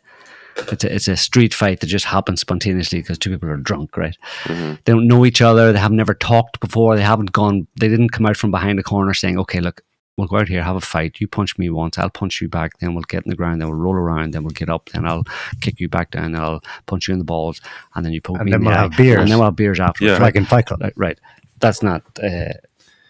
It's the difference between what people think it is, which is just a spontaneous fight, which is chaotic, and the outcome is unknown, and that's why everybody's worried. And then other people who go, it's all a lot of people that it's all kayfabe, that it's all basically prearranged. I think it's somewhere in between the two. Okay, which makes it all the more difficult. There's some of both involved, and you never know. There can be an arrangement, an agreement, or whatever behind the scenes to some extent. But then if one side breaks with that and doesn't do it, well, then it's off. So it flips it then back into just chaos, but there's none of these things happen without some level of communication of what's going on between the two parties at some level. There's some knowledge. The whole Ukraine thing, it was kind of known. I mean, Russia knew obviously that they were building up. Russia knew for a long time that the Americans had been, funding, arming, and training the Ukrainian military in an attempt to invade the Donbass, to pose a threat to Russia. And then as Russia built up its troops and all that kind of stuff, and even before they invaded, they were telling each other, "We're going to invade," type thing. So that it's just that's the way politics works. It's very different from the way ordinary people live their lives, basically. You know what I mean? And it's hard for people to keep that in their mind all the time, that there is a certain level of theater or not theater, but orchestration behind all of these things, because the risks involved are too high for everybody. There are actual serious risks involved, for everybody, for both sides of a conflict, so they have to talk to each other. That's why the Russians are talking about deconfliction channels, right?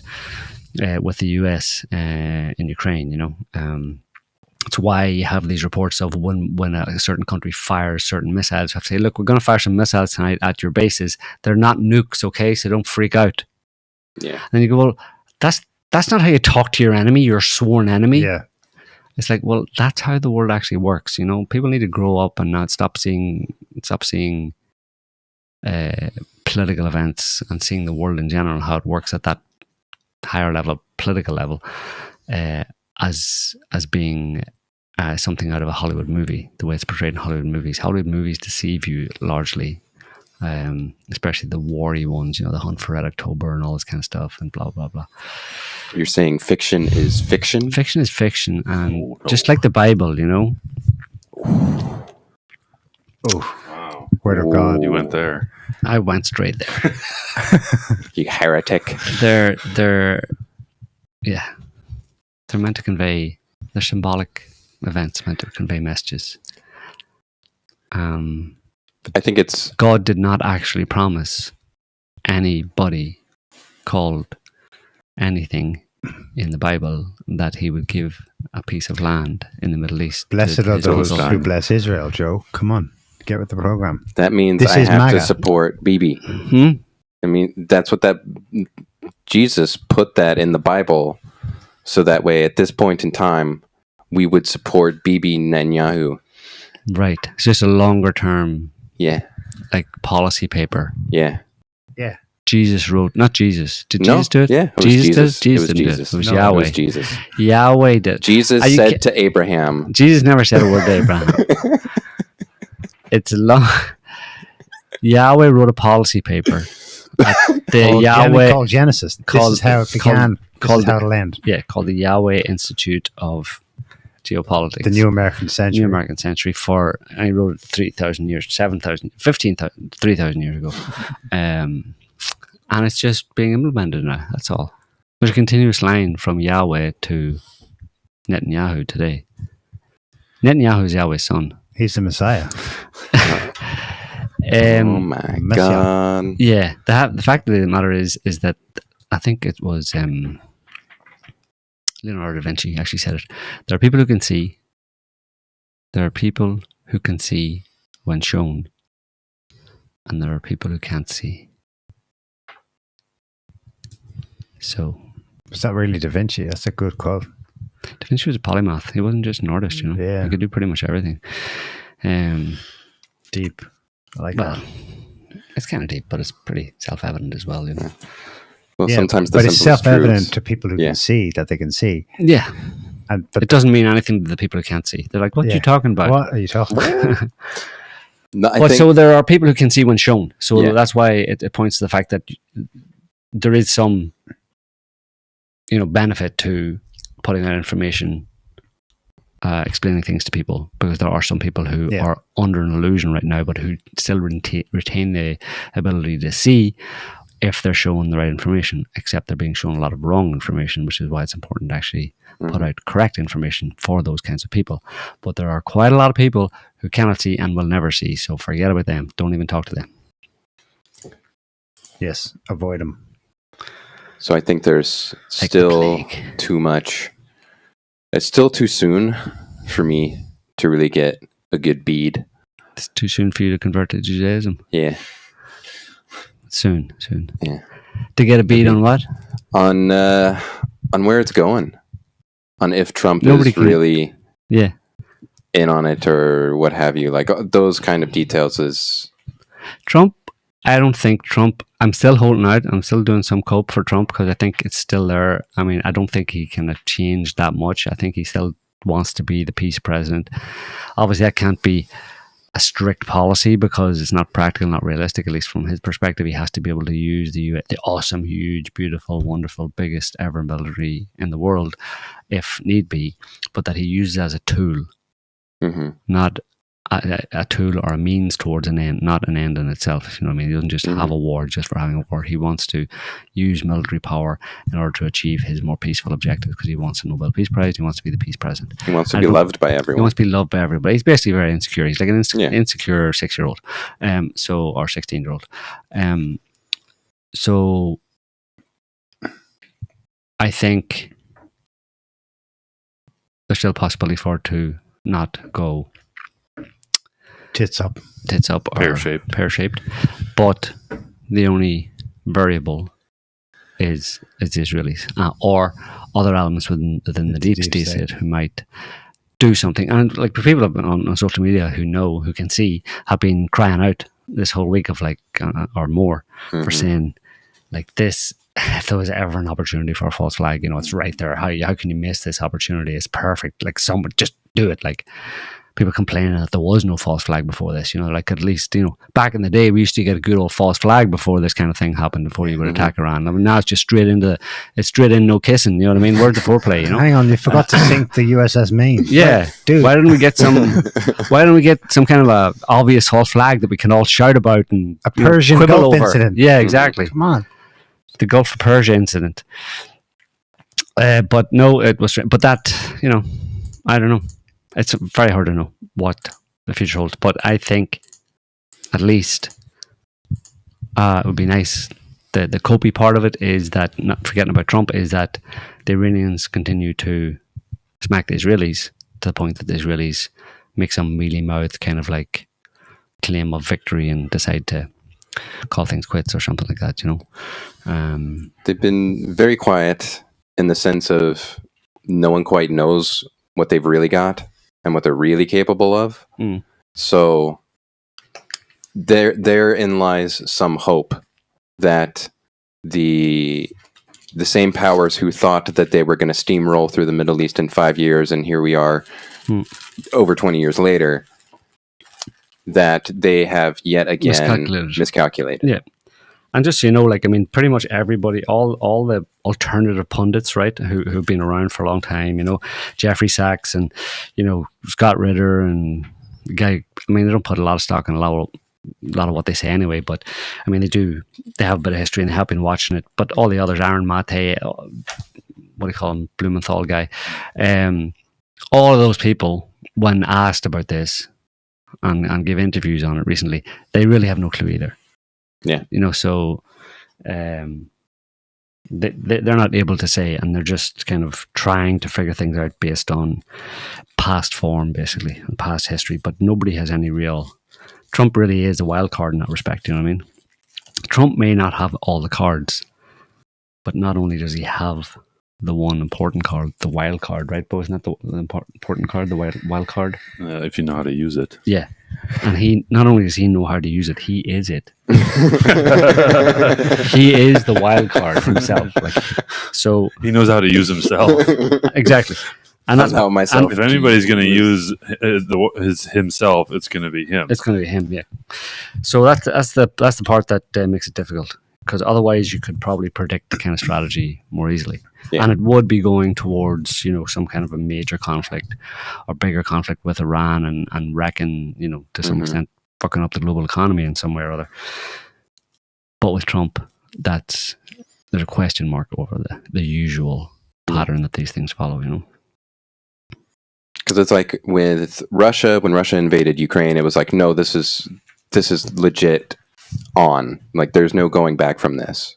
And the same with after October 7th, I wasn't convinced until maybe like a week or 2 weeks into it, when it's like, okay, no, they're serious. This is end game for the Palestinians. So that's why I'm like, you know, it's only been a week, so there's still time to see. But if it doesn't work out with Iran pushes back, then it is. It's hard to know. Again, if it was someone else other than Trump, you would know what would happen. They would just go full spectrum dominance on Iran. Basically, they would just destroy it, because that's the last one in their list of 7 countries, right? And it has to be done. They've done all the others. There's no reason to think they were going to stop now. You know, they did the other 4 or 5 before Trump was around, really, right? So this is the only one. This final boss is happening under Trump, and Trump is not quite con-specific with the types of psycho-neocon types that were doing all the others, right? So, but he's under a lot of influence, so it's unknown. It really is at the last gasp. It's an unknown element was inserted into something that looked like it was going to be a certainty, follow a certain path, you know. And so it is really hard to say. I just have to watch and be open and listen to our updates every week, where we bring you the hottest takes, the spiciest takes. Especially from Bo. Burn your hands on these takes. Burn your microphone. And the spiciest comments too. Lodestone in the chat. Adam is 2 weeks away from converting to Judaism. Wow. Joke's on you. 2 weeks. 2 You're weeks ready, tomorrow. 2 weeks to flatten the anti-Semite. Well, that's Adam's 2 weeks from converting to Judaism, but then he told us that he's given 2 weeks. But we'll wake up tomorrow and he'd say, It's done. Done. Boom. Bought me a Hanukkah yarmulke. Yeah, to cover your bald spot. Yeah. Because that's what they're for. Did you read that? Yeah, I did. saw your tweet, yeah. I made that up, but it's actually it's actually all true. I think it's true, actually. You just said you made it up. Where did Yeah, you but read I it? came could up be with it true. myself, but I think it's true. He But was it's- he's channeling the information channeling field. The beauty of subjective relation. Yeah. Well, I had the idea of like look at all the original founders, the Zionist founders of Israel, were all avowed atheists. They were Right. full-on atheists. Right. So the whole Jewish religion thing and like Jewish as a religious ethno-state is bullshit. It's an ethno-state. It's not even an ethno-state. It's a political psycho-state. But it's not a religious state at all. Like the founders were not religious at all. They didn't plan it to be a religious state at all. And Bibi is in no way religious at all. And neither of any of the other people in its government or the top level Israelis are they're not religious. Yeah. But they all wore the yarmulke. And I was looking at all these yarmulkes, and it's just like a skull cap, right? And I was thinking, it looks like a toupee, right? It basically is a toupee. And then I looked up and I found out that that type of bald spot at the top of your head is overrepresented in Ashkenazis. in Jews. And then I went, well, that's why they did it then, right? And they spun it as a religious symbol. So it's just a toupee. Well, So, because I was just trying to, it was open season on the Jews. So I was like, I was going after everything, right? Fair game. Yeah. Like, what else can I smack him for? yeah. What else can I take down? One more myth busted. Busted. Anyway, yeah. So I think that's it. No, Yeah, we're done. just ready. Nothing else went on. I don't think during the week, did it? No. Well, Russia smacked Ukraine hard again. Well, yeah, they're always doing that. That's going to end pretty soon. Not in Kiev region this time. It begins with a K. Somewhere central, Poltava.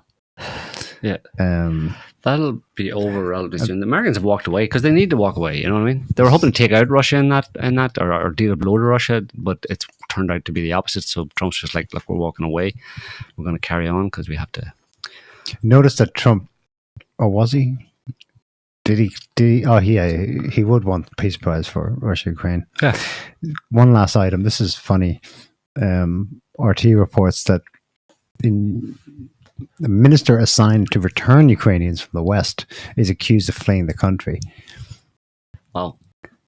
The National Unity Minister of Ukraine, Alexei Chernysov, has gone missing in the West while a corruption case involving his former aides unfolds. Solidarity with your people.